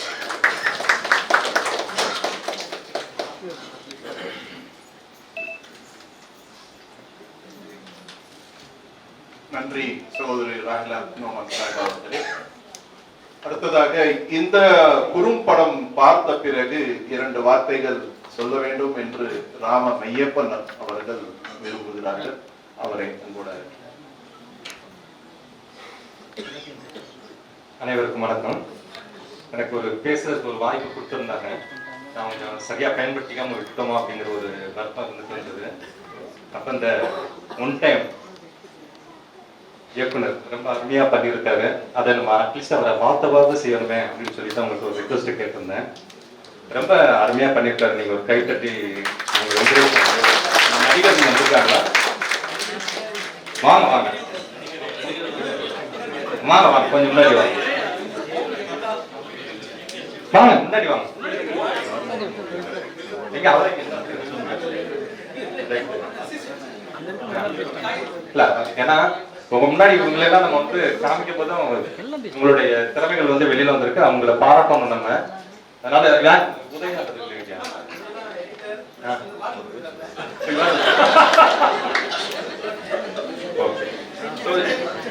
ஒன் டைம் உங்களுடைய கருத்தை சொல்லுங்க. அடுத்து நான் பேசுறேன்.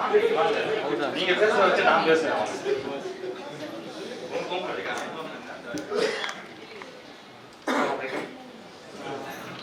இந்த மாதிரி நிறைய பண்ணணும்னு சொல்லி ஐடியாலாம் எழுதி வச்சு வீடியோ ரெக்கார்ட் பண்றதுக்கு முன்னாடி வரை நிறைய பிளான்லாம் பண்ணியிருக்கோம். அதுல வந்து சக்சஸ் ஆனது பார்த்தா இது ஒண்ணுதான். அதே மாதிரி நானும் அஜ்மல் பையன் நிறைய இடங்களுக்கு வந்து பப்ளிக் ஒப்பீனியன் கேட்கறதுக்காக நாங்கள் போயிருக்கோம். இப்போ அதிகமாக சொன்னால் பீச் சைட்லாம் நாங்கள் போயிருக்கோம். அப்போ பார்த்தா நிறைய பேர் வந்து போதைக்கு அடிமையானவங்க தான் பீச்சில் இருப்பாங்க. ஒரு சாயந்தரத்துக்கு மேலே போனீங்கன்னா பொதுமக்கள் பார்க்கலாம், அவங்க வந்து ரிலாக்ஸ் பண்ணுறதுக்கு வருவாங்க. ஃபேமிலியோட ஃப்ரீயாக வந்து டைம் ஸ்பெண்ட் பண்ணணும் அப்படின்றதுக்கெல்லாம் வருவாங்க. ஆனால் இந்த காலையில் ஒரு 10 மணிக்கு முன்னாடி நீங்கள் பீச் போனீங்கன்னா நீங்கள் பார்க்குற எல்லாமே மேக்சிமம் யாரோ தான் இருப்பாங்கன்னா, வேலை இல்லாமல், தங்குறதுக்கு வீடு இல்லாமல், இந்த போதைப் பொருளால் வந்து அதுக்கு அடிமையாகி அதனால பாதிக்கப்பட்டு என்ன பண்றாங்க, தங்குறதுக்கு இடம் இல்லாம போறதுக்கு இடம் இல்லாம பீச்சில் இருப்பாங்க. ஃபர்ஸ்ட் எங்களுக்கு வந்து இந்த வீடியோ நம்ம பண்ணணும் அப்படின்றது கான்செப்ட் தோன்றுவது வந்து அதுதான். ஏன்னா நம்ம ஒருத்தர்கிட்ட போய் பேசுறோம், அவர் சொல்றாரு எனக்கு மனைவி இருக்காங்க, 2 பிள்ளைகள் இருக்காங்க, அப்பயும் இங்க இருக்கிறீங்கன்னு கேட்குறப்போ நான் வந்து குடிகாரன், வீட்டுல இருந்து என்னை அடிச்சு துரத்திட்டாங்க அப்படின்றாரு. நீங்க திரும்ப போலாம்ல அப்படின்னா, இல்லை ஊர்ல இருந்து ஒதுக்கி வச்சுட்டாங்க அப்படின்னு சொல்லி சொன்னாரு. இது மாதிரி நிறைய ஸ்டோரி நாங்க கேட்டிருக்கோம். இதே மாதிரி ஒருத்தர் வந்து பாதிச்ச ஒருத்தர் வந்து பேசும்போது என்ன சொல்றாரு, தம்பி நீங்க எல்லாம் வந்து இப்பயே வந்து இந்த மாதிரி விஷயங்கள்ல இருந்து ஒதுங்கி இருக்கிறது நல்லது. எவனாவது ஒருத்தன் வருவான் உங்களுக்கு கெடுக்கிறதுக்கு, அந்த மாதிரி தான் என்னைய ஒருத்தன் கெடுத்துட்டு போனா நான் இன்ன வரையும் வந்து குடிகாரனா இருக்கேன். ஆனா அவனும் குடிப்பான், ஆனா அவன் வந்து ஒரு நல்ல நிலையில இருக்கான். ஆனா என் நிலைமை அப்படி இல்லை. ஒரு காலம் நான் குடிக்காம இருந்ததுதான் என்னுடைய நிலைமை வந்து இன்னைக்கு மாறி இருந்திருக்கும். ஆனா இன்னைக்கு நான் வந்து வாழ்க்கையிலையும் தோத்துட்டு போறதுக்கு இடம் இல்லாம இங்க வந்து படுத்திருக்கேன்னு சொல்லி பீச்சில் வந்து ஒருத்தர் சொல்றாரு. அதுதான் எங்களுடைய இந்த கான்செப்ட் வந்து கிரியேட் பண்றதுக்கு ஒரு தூண்டுகோலா இருந்துச்சு. பாய் வந்து இடையில சொன்னாரு, நாங்க எழுதின கான்செப்ட் ஸ்கிரிப்ட் வந்து வேற, அங்க எடுத்தது வேற. ஏன்னா மேல வந்து டிஸ்கஷன்ல வந்து அது பண்ணலாம் இது பண்ணலாம், நீ பேசு நான் பேசு நீ நடி. ஒரு பாய் நடிக்கவே மாட்டேன்ட்டாரு, எனக்கு நடிக்கவே வராது அப்படின்ட்டாரு. நான் சொன்னேன் எனக்கு நடிக்க வராது, நீங்க நடிங்க. ஆக்சுவலா இவருக்கு பதிலாக நான் பண்ண வேண்டியது, என் கேரக்டர் இவர் பண்ண வேண்டியது. நான் வர மாட்டேன்னு சொன்னனால அவர் பண்ணிட்டாரு. அவர் பண்ணனால அந்த கேரக்டர் யார் பண்றதுன்னு ஆள் இல்லாம நான் பண்ணேன் கடைசியில. இப்படிதான் வந்து சொல்லலாச்சு. அதுல நிறைய விஷயங்கள் வந்து நம்ம இந்த மாதிரி காணொலி வாயிலாக வந்து பண்ணலாம். அதுக்கு வந்து நீங்க எந்த அளவுக்கு இந்த வீடியோ வந்து சர்க்குலேட் பண்றதுல உங்களுடைய பங்களிப்பு நீங்க தரீங்களோ, அதை இந்த மூலியமா யாராவது பயன்படுறதுக்கான வாய்ப்புகள் இருக்கு. உங்களுக்குள்ள மாற்றங்கள் இருந்தாலும் ஒரு நல்ல வீடியோ கொடுத்துருக்கீங்க, நல்ல அதுக்கு உங்களுக்கு வந்து பாராட்டுகள். இந்த வீடியோ ஒட்டி நான் வந்து ஒரு 2 குடும்பங்களுடைய சூழலை மட்டும் நான் சொல்லிட்டு நான் அது என்னுடைய பேச்சை நிறைவு பண்ணிக்கிறேன். ஒரு குடும்பம், அதாவது நான் கல்லூரி படிக்கின்ற காலத்துல வந்துட்டு நானும் என்னுடைய நண்பனும் நடந்து போயிட்டு இருக்கோம் ஒரு கிராமம். அப்போ ஒரு வயதான கணவனும் மனைவியும் அவங்க கூட பயங்கரமா சண்டை போட்டுட்டு வந்துட்டே இருக்காங்க. இப்போ கணவன் வந்து நல்ல போதையில இருக்கு. இப்போ அவர் அந்த தண்ணி அடிச்சுட்டு அந்த பாதையில் வந்து ஒரு மஞ்சள் பையில வச்சிருக்காரு. அந்த அம்மா அந்த வாக்குவாதத்துக்கு வந்துட்டு என்ன பண்ணிட்டாரு, அந்த மஞ்சள் பையை வச்சு அடிச்சுட்டாரு மண்டையில. பிளட் வந்து வந்துட்டு இருக்கு. அப்ப என்னுடைய நண்பன் இதை பார்த்துட்டு வந்து அடிக்க போயிட்டான். இது ஒரு சூழல்.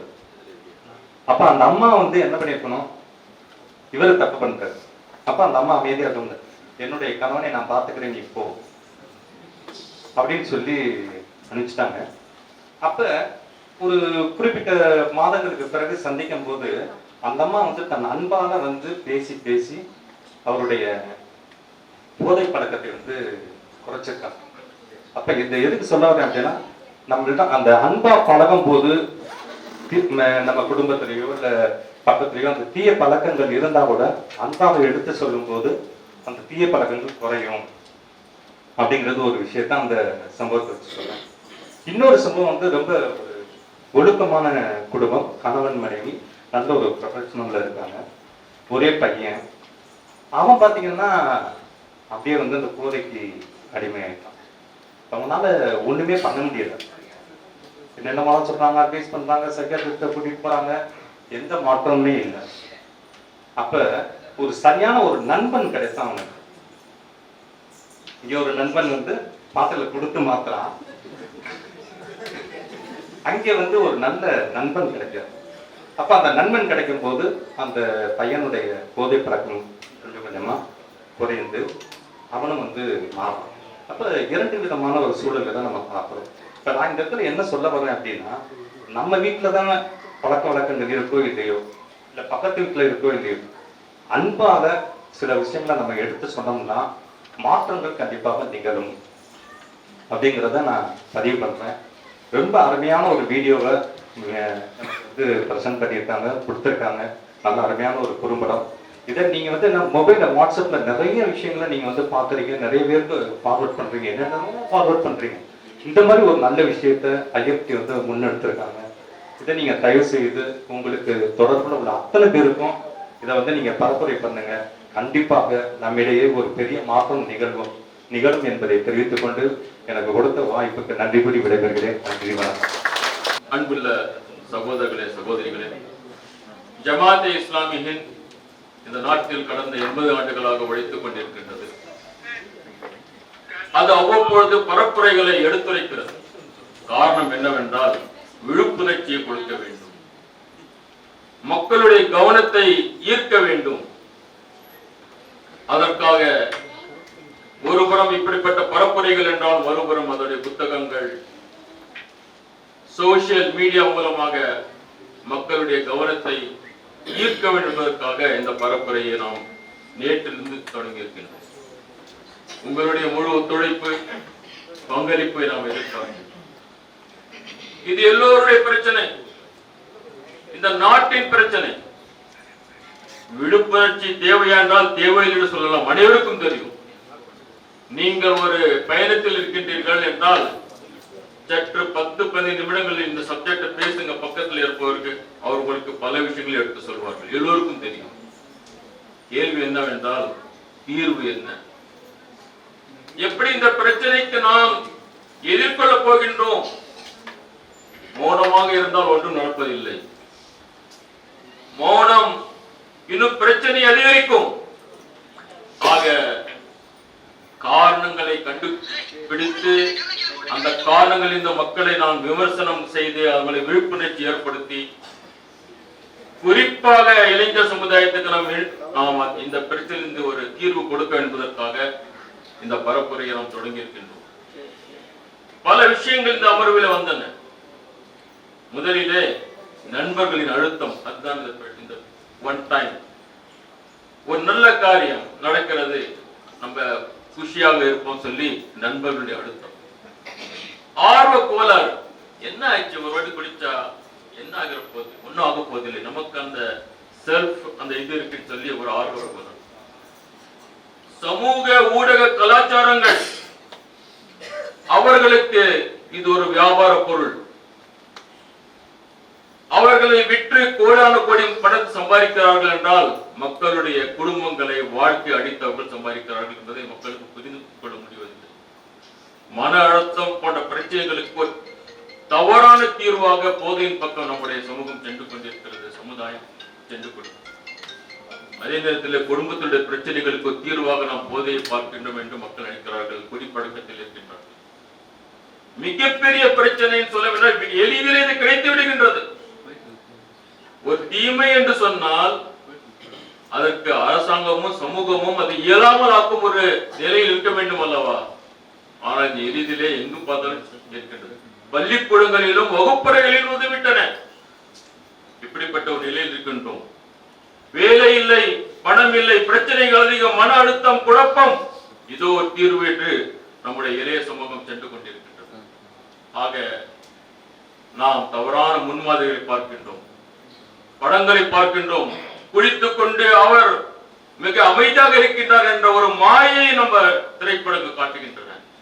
இப்படியான பல பிரச்சனைகளுக்கு மத்தியிலே ஒரு இளைஞர், ஒரு தனிநபர், ஒரு பெண்மணி, ஒரு குடும்பம், ஒரு சமூகம் வாழ்ந்து கொண்டிருக்கின்றது. ஆக முதன்மை பிரச்சனை என்னவென்றால், ஒன்று தீமை என்று சொன்னால் அந்த தீயை அணைப்பதற்கான அனைத்து முயற்சிகளும் செய்யப்பட வேண்டும். ஆனால் இங்கு அனைத்தையும் கட்டவிழ்த்து விட்டு, எல்லாம் திறந்து விட்டு, சும்மா பேச்சுக்காக நாம் அரசாங்கமும் மக்களும் அதற்கு எதிராக குரல் கொடுக்கிறார்கள் என்றால் இது நாம் செய்கின்ற மிகப்பெரிய சமூக துரோகமாக நாம் பார்க்க வேண்டும். அருமை சகோதரர்களே சகோதரி, ஆக நாம் அனைவரும் எழுந்து குரல் கொடுக்க வேண்டும். ஏன் இவ்வாறு நடந்து கொண்டிருக்கின்றது?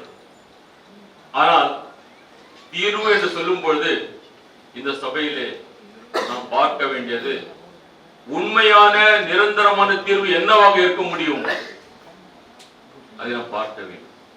பெருமானார் ஸல்லல்லாஹு அலைஹி வஸல்லம், அண்ணல் பெருமானார் நபிகள் நாயகம் அவர்கள் மக்காவில் மக்கள் மதுவிலும் போதையிலும் சமூக தீமைகளிலும் இருக்கும் பொழுது அங்கு அடிப்படையான 2 விஷயங்கள் எடுத்து வைத்தார்கள்.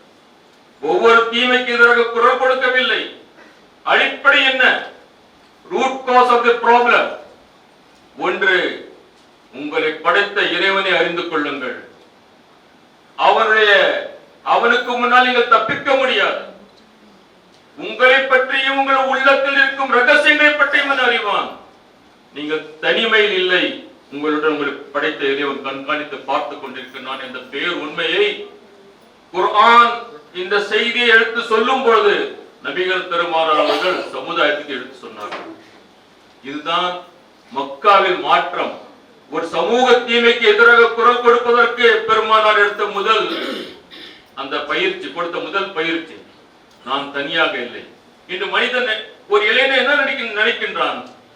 I am free. எனக்கு யாரும் கேட்பார் இல்லை, பார்ப்பார் இல்லை, கவனிப்பார் இல்லை.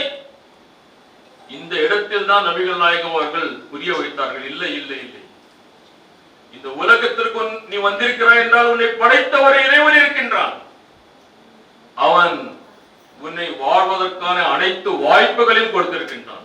உனக்கு தேவையான சூரிய வெப்பம், உனக்கு தேவையான நீர் வளங்கள், உங்களுக்கு தேவையான தாவர வகைகள், உங்களுக்கு தேவையான அனைத்து வசதிகளையும் கொடுத்திருக்கிறான் அல்லவா?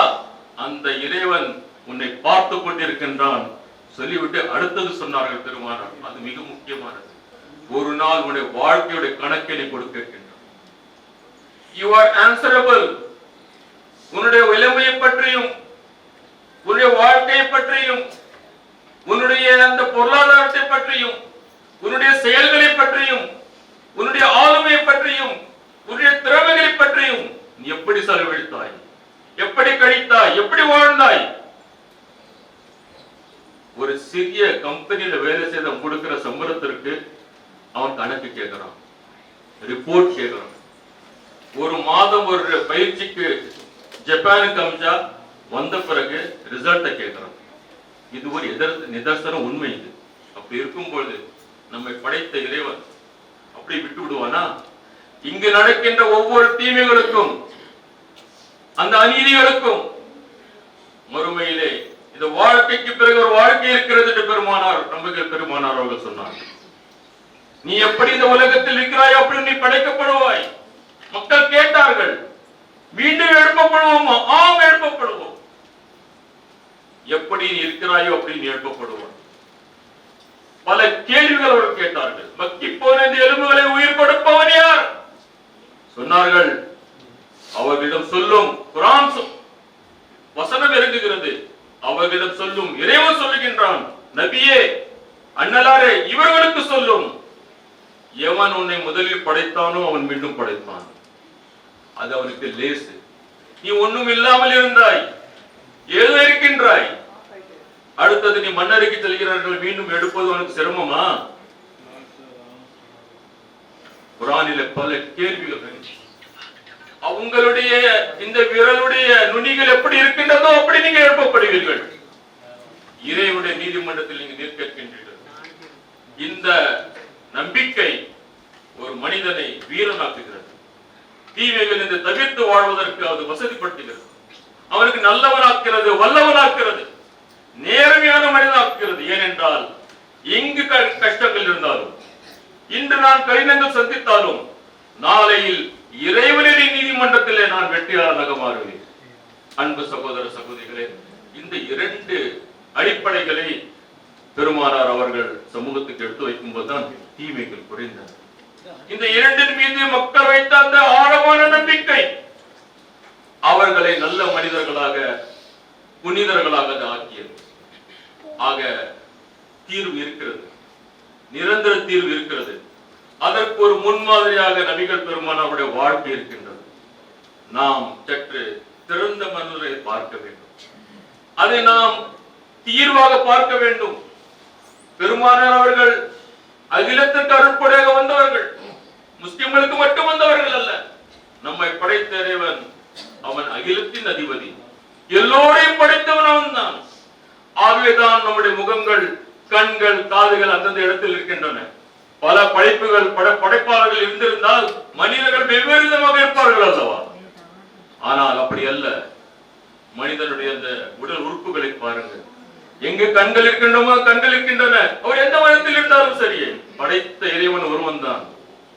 ஒரு நாள் அவனுடைய நீதிமன்றத்தில் இருப்பது நிச்சயம் என்ற உண்மையை நபிகள் நாயகம் ஸல்லல்லாஹு அலைஹி வஸல்லம் நமக்கு முன் எடுத்து வைத்தார்கள்.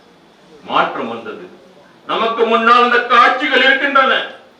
மக்கள் மடாக்குடியர்கள் இந்த நம்பிக்கையின் காரணமாக அந்த குடிப்பழக்கத்திலிருந்து விலகினார்கள். தங்கள் வீட்டில் இருந்த அந்த மதுபானங்களை எடுத்து உடைத்தார்கள். வரலாறு சான்று கொள்கின்றனர். அன்பு சகோதர சகோதரிகளே, ஒரு தனி மனிதர் மாறவில்லை என்றால் வீடு மாறாது. ஒரு வீடு மாறவில்லை என்றால் சமூகம் மாறாது. சமூகம் மாறவில்லை என்றால் அந்த நாடு மாறாது, உலகம் மாறாது. மாற்றம் தனிநபரிலிருந்து வர வேண்டும். ஆக இந்த பரப்புரையின் நோக்கம் ஒரு பெரிய பரந்த விரிந்த பரப்புரை செய்து முடிப்பதல்ல. We have to meet the people. மக்களை நாம் சந்திக்க வேண்டும். கவுன்சிலிங் மூலமாக, சந்திப்புகளின் மூலமாக, உரையாடலின் மூலமாக அவர்களுடைய உள்ளங்களை நாம் இடம் பிடிக்க வேண்டும். அண்ணன் அவர்கள் சுட்டிக்காட்டார்கள், கவலை கொள்ள வேண்டும். சகோதரி அவர்கள் சுட்டிக்காட்டார்கள், அவங்களுடைய இரக்கம் காட்ட வேண்டும். இரக்கம் காட்டுகின்ற ஒரு தருணம் தான். ஆஹா, இந்த நாட்டினுடைய எளிய சமூகம் எங்கு சென்று கொண்டிருக்கின்றது. அவர்களுடைய எத்தனை எதிர்பார்ப்புகள் தன்னுடைய பெற்றோர்கள் வைத்திருக்கின்றார்கள், உறவினர்கள் வைத்திருக்கின்றார்கள், இந்த நாடு வைத்திருக்கின்றது.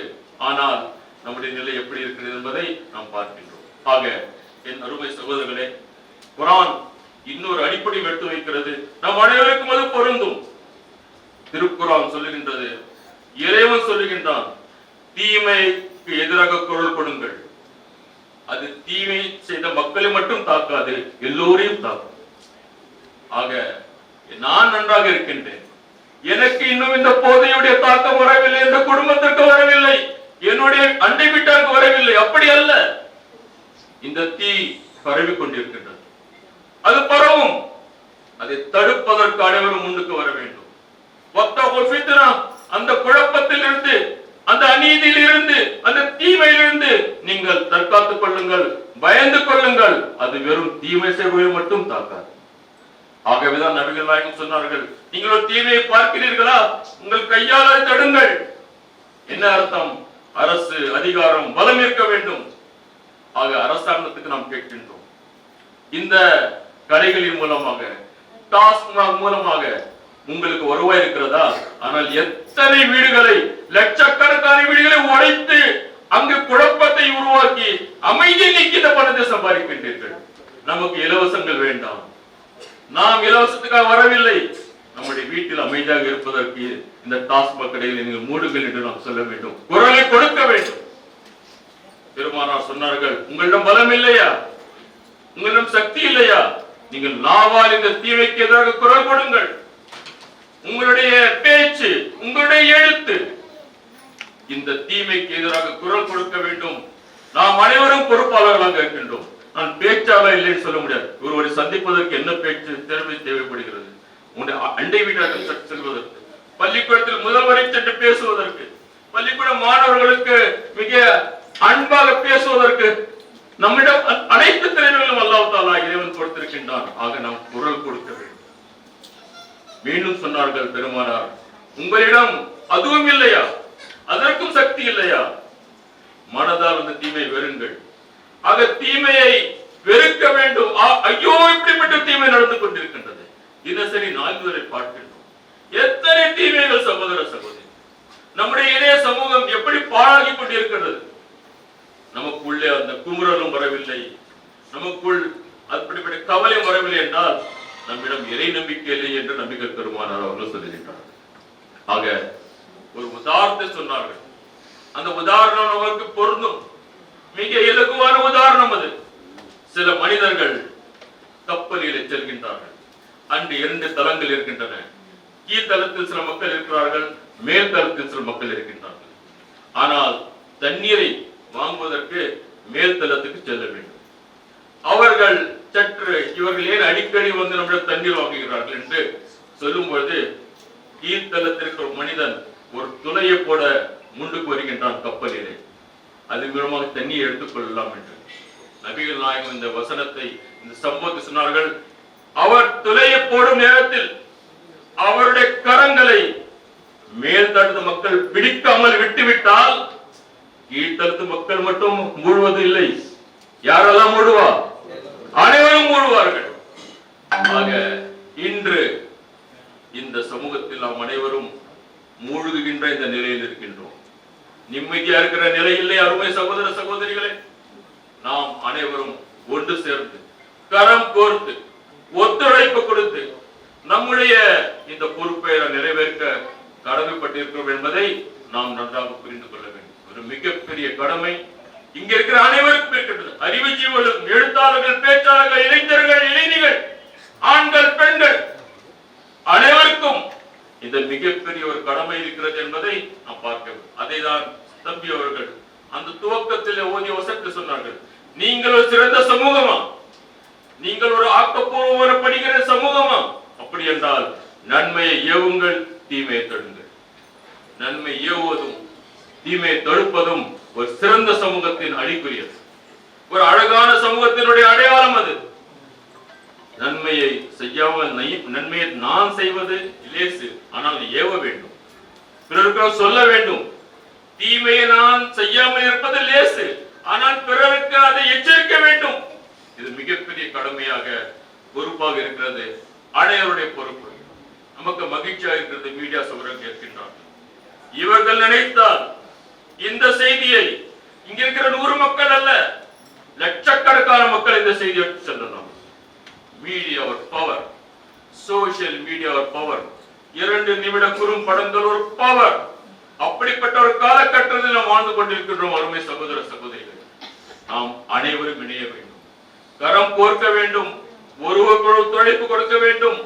அப்பொழுதுதான் தம்பி அவர்கள் சொன்ன மாதிரி 3 சாராருக்கும் நம்முடைய செய்தி போய் சேர வேண்டும். டாக்டர் சொன்னார்கள் 55% மக்கள் இன்னும் அங்கு செல்லவில்லை. அவர்களுக்கு நாம் அரணாக இருக்க வேண்டும். புரிய வையுங்கள், இரக்கம் காட்டுங்கள், கருணை காட்டுங்கள், அன்பை செலுத்துங்கள், இதயத்தில் இடம் பிடிங்கள். சொல்லுங்கள், இது அழிவின் பாதை, அமைதியின் பாதை அல்ல. அமைதி வேண்டுமா? இதிலிருந்து விலகி இருங்கள். ஆக போதை அமைதி அல்ல, அது அழிவு என்பதை சமூகத்துக்கும் குறிப்பாக இளைஞர் சமூகத்துக்கும் சொல்ல வேண்டிய அவசியம் இருக்கிறது என்பதை நாம் இந்த பணியை செய்ய வேண்டும். மறுபுறம் கருணை காட்ட ஒரு வேண்டிய முக்கியமான இடம் அதில் ஆளாக இருக்கிற மக்கள். அவர்கள் எதிர்ப்பார்கள், அவர்கள் நம்மை எதிரியாக பார்க்கலாம். இல்லை சகோதர சகோதரி, அவர்களுடைய உள்ளத்திலும் ஒரு இடம் இருக்கின்றது. அதை நாம் கேட்க வேண்டும், அவருடைய குமுறல்களை கேட்க வேண்டும். தம்பி சொன்னோம் அல்லவா, நாம் கடற்கரைக்கு சென்றபோது அவர்கள் பேசுகிறார்கள் என்று பேச வேண்டும், புரிய வைக்க வேண்டும். மீண்ட மக்கள் மீண்டும் செல்லாமல் இருப்பதற்காக நாம் அவர்களிடம் பேச வேண்டும். ஒரு மிகப்பெரிய கடமை இந்த இடத்தில். குறிப்பாக நான் இந்த இடத்தில் சொல்ல ஆசைப்படுகின்றேன், பெற்றோர்கள் வீட்டில் பிள்ளைகளுக்கு இடம் தரவில்லை என்றால் இந்த பிரச்சனை வருகின்றது.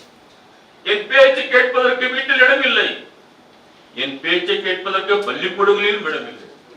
ஆசிரியர் பெருமக்களுக்கும் நமக்கும் பெரிய இடைவெளி வந்துவிட்டது. எனக்கு ஒரு அழகான இடம் கிடைத்திருக்கிறது, அதுதான் அந்த தீய சமூகம். எனக்கு ஒரு அழகான இடம் கிடைத்திருக்கிறது, அதுதான் என்னுடைய தீய நண்பர்கள். ஆனால் அது ஒரு தீய நண்பர்கள் என்று அவருக்கு தெரியவில்லை. அவன் நினைக்கின்றான் இதுதான் வாழ்க்கை, இதுதான் அமைதி. ஏனென்றால் நான் பேசுகின்றேன், அவன் கேட்கின்றான். ஏனென்றால் என்னுடைய பிரச்சனையை சொல்லுகின்றேன், அவன் ஒரு தீர்வு எனக்கு கொடுக்கின்றான் என்று அவன் அந்த சமூகத்தில் செல்கின்றான்.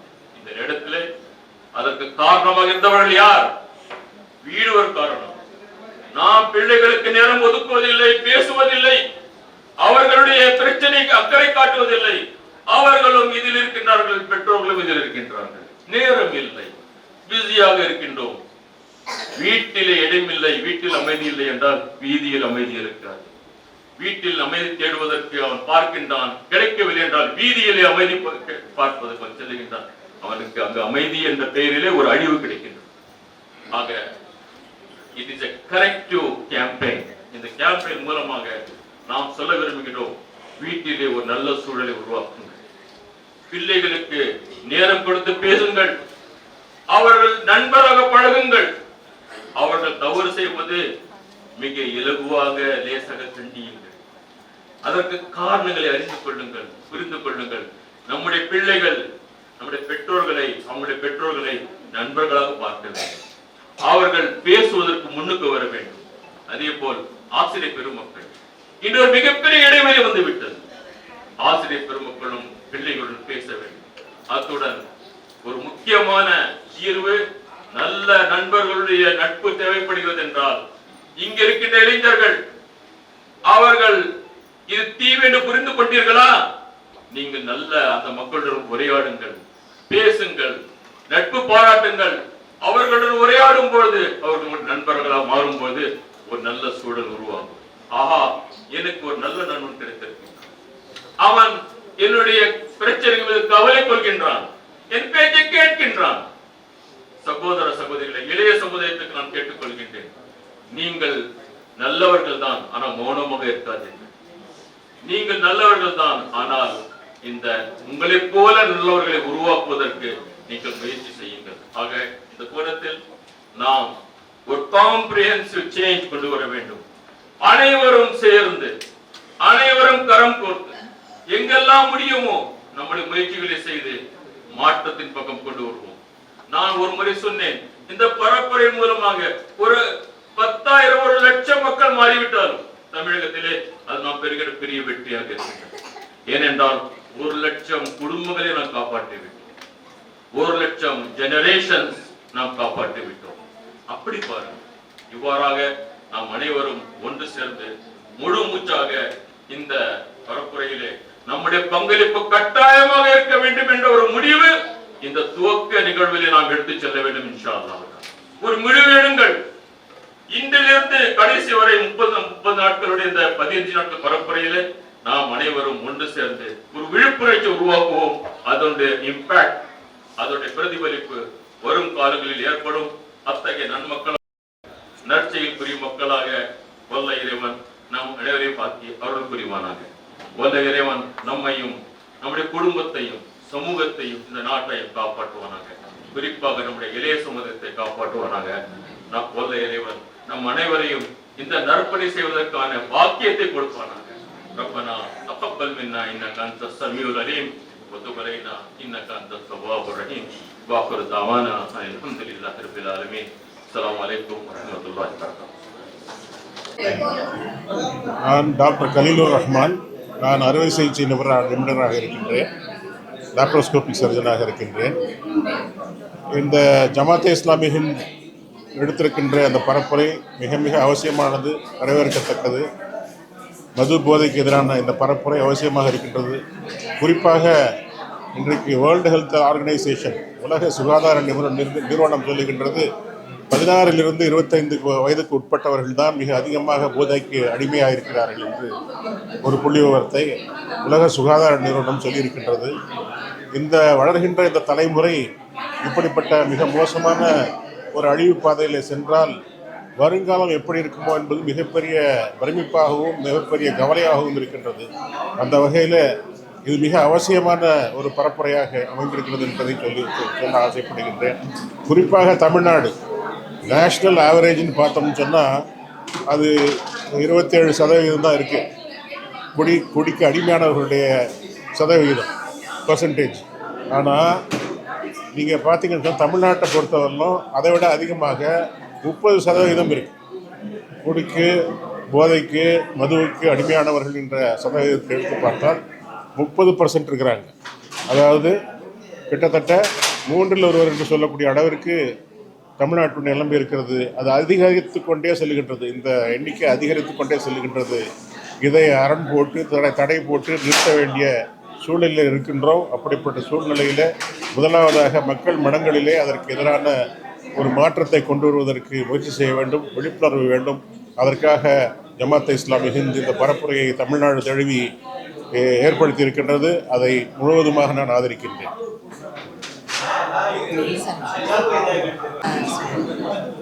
நசீர் அத்தாவுல்லா, ஜமாத் இஸ்லாமி சென்னையுடைய நகர தலைவராக இருக்கின்றேன். இந்த பரப்புரை நேற்று தொடங்கி இருக்கின்றது, 15 முதல் 30 வரை ஆகஸ்ட் மாதம். இந்த பரப்புரையின் முக்கியமான நோக்கம் போதைக்கும் மதுக்கும் எதிராக நாம் குரல் கொடுத்து விழிப்புணர்ச்சியை கொடுத்து ஒரு மாற்றத்தின் பக்கம் செல்ல வேண்டும் என்பதற்காக. இதற்காக நாம் தெருமணி கூட்டங்கள், தனிப்பட்ட சந்திப்புகள், எழுத்து மூலமாக, பேச்சு மூலமாக நாம் இந்த பரப்புரையை விழிப்புணர்ச்சியை கொண்டு வர விரும்புகின்றோம். இளைஞர்கள் மத்தியிலே நாம் பணி செய்ய விரும்புகின்றோம், இளைஞர்களை சந்திக்க விரும்புகின்றோம். ஆண்கள் பெண்கள் அனைத்து மக்களையும் அனைத்து மதத்தை சார்ந்த மக்களும் ஒன்று சேர்ந்து இந்த தீமைக்கு எதிராக குரல் கொடுக்க வேண்டும் என்பதற்காக இந்த பரப்புரை. ஆக நாம் கேட்டுக்கொள்வது மீடியா மக்களுக்கும் அறிவுஜீவிகளுக்கும் எழுத்தாளர்கள் பேச்சாளர்கள் சோஷியல் மீடியா இன்ஃப்ளூயன்ஸ் அனைவரும் இதற்கு நமக்கு ஒத்துழைப்பு கொடுங்கள். நாம் இணைந்து கரம் கோர்த்து இந்த நல்ல பணியை நல்ல சமுதாயத்தை உருவாக்குவதற்காக நல்ல இளைஞர்களை உருவாக்குவதற்காக நாம் பாடுபடுவோம்.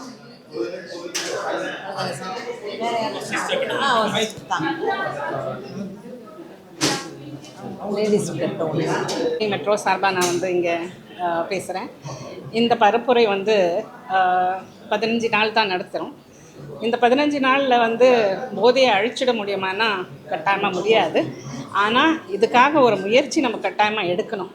ஏன்னு சொன்னால் நம்ம மக்கள் வந்து நம்ம இருந்த காலம் வேறு. நம்ம காலத்தில் வந்து சொன்னால் கூட நினைப்பாங்க, யோசிப்பாங்க, சரி இது செய்யணும் செஞ்சோன்னா எங்கள் பெற்றோருக்கு வந்து கொஞ்சம் கஷ்டமாக இருக்கும்னு சொல்லி. ஆனால் இப்போ இருக்கிற காலத்தில் ஜென்சி இருக்கிற காலத்தில் அவங்க என்னென்னா ஐம் அன் அடல்ட், இப்போ எனக்கு எதுவும் சொல்ல வேண்டாம்னு சொல்லி நினைக்கிறாங்க. ஐம் அ ஃப்ரீ பேர்டுன்னு நினைக்கிறாங்க. இந்த காலகட்டத்தில் அவங்கள எடுத்துகிட்டு போகிற முறையில் நல்லபடியாக அவங்களுக்கு எது சரி அவங்களுக்கு தெரியாததுன்ட்டு இல்லை, ஆனால் இது சரி உங்களோட லாங் டேர்ம் இப்போ இருக்கக்கூடியது சில நேரத்துக்கு டெம்பரரியான இருக்கக்கூடிய சந்தோஷம் நினைக்கிறாங்க பசங்க. அந்த மாற்று கருத்தை நீண்ட ஒரு நேரத்துக்கு நம்ம வந்து அவங்களுக்கு எது உண்மையான சந்தோஷம் எது உண்மையான வெற்றி இது நம்ம தெரியப்படுத்துறது நம்ம ஒரு கடமை. எங்கள் பிள்ளைங்கள் மட்டுமில்லை, இந்த நாட்டே அந்த வரக்கூடிய அடுத்த ஜென்ரேஷனுக்கு நம்ம செய்யக்கூடிய ஒரு சின்ன கான்ட்ரிபியூஷன் தான். இது மூலயமா நம்ம செய்தியை எடுத்து வைக்கணுன்னா அது வெற்றி பெறும்ன்ட்டு ஒரு நம்பிக்கை.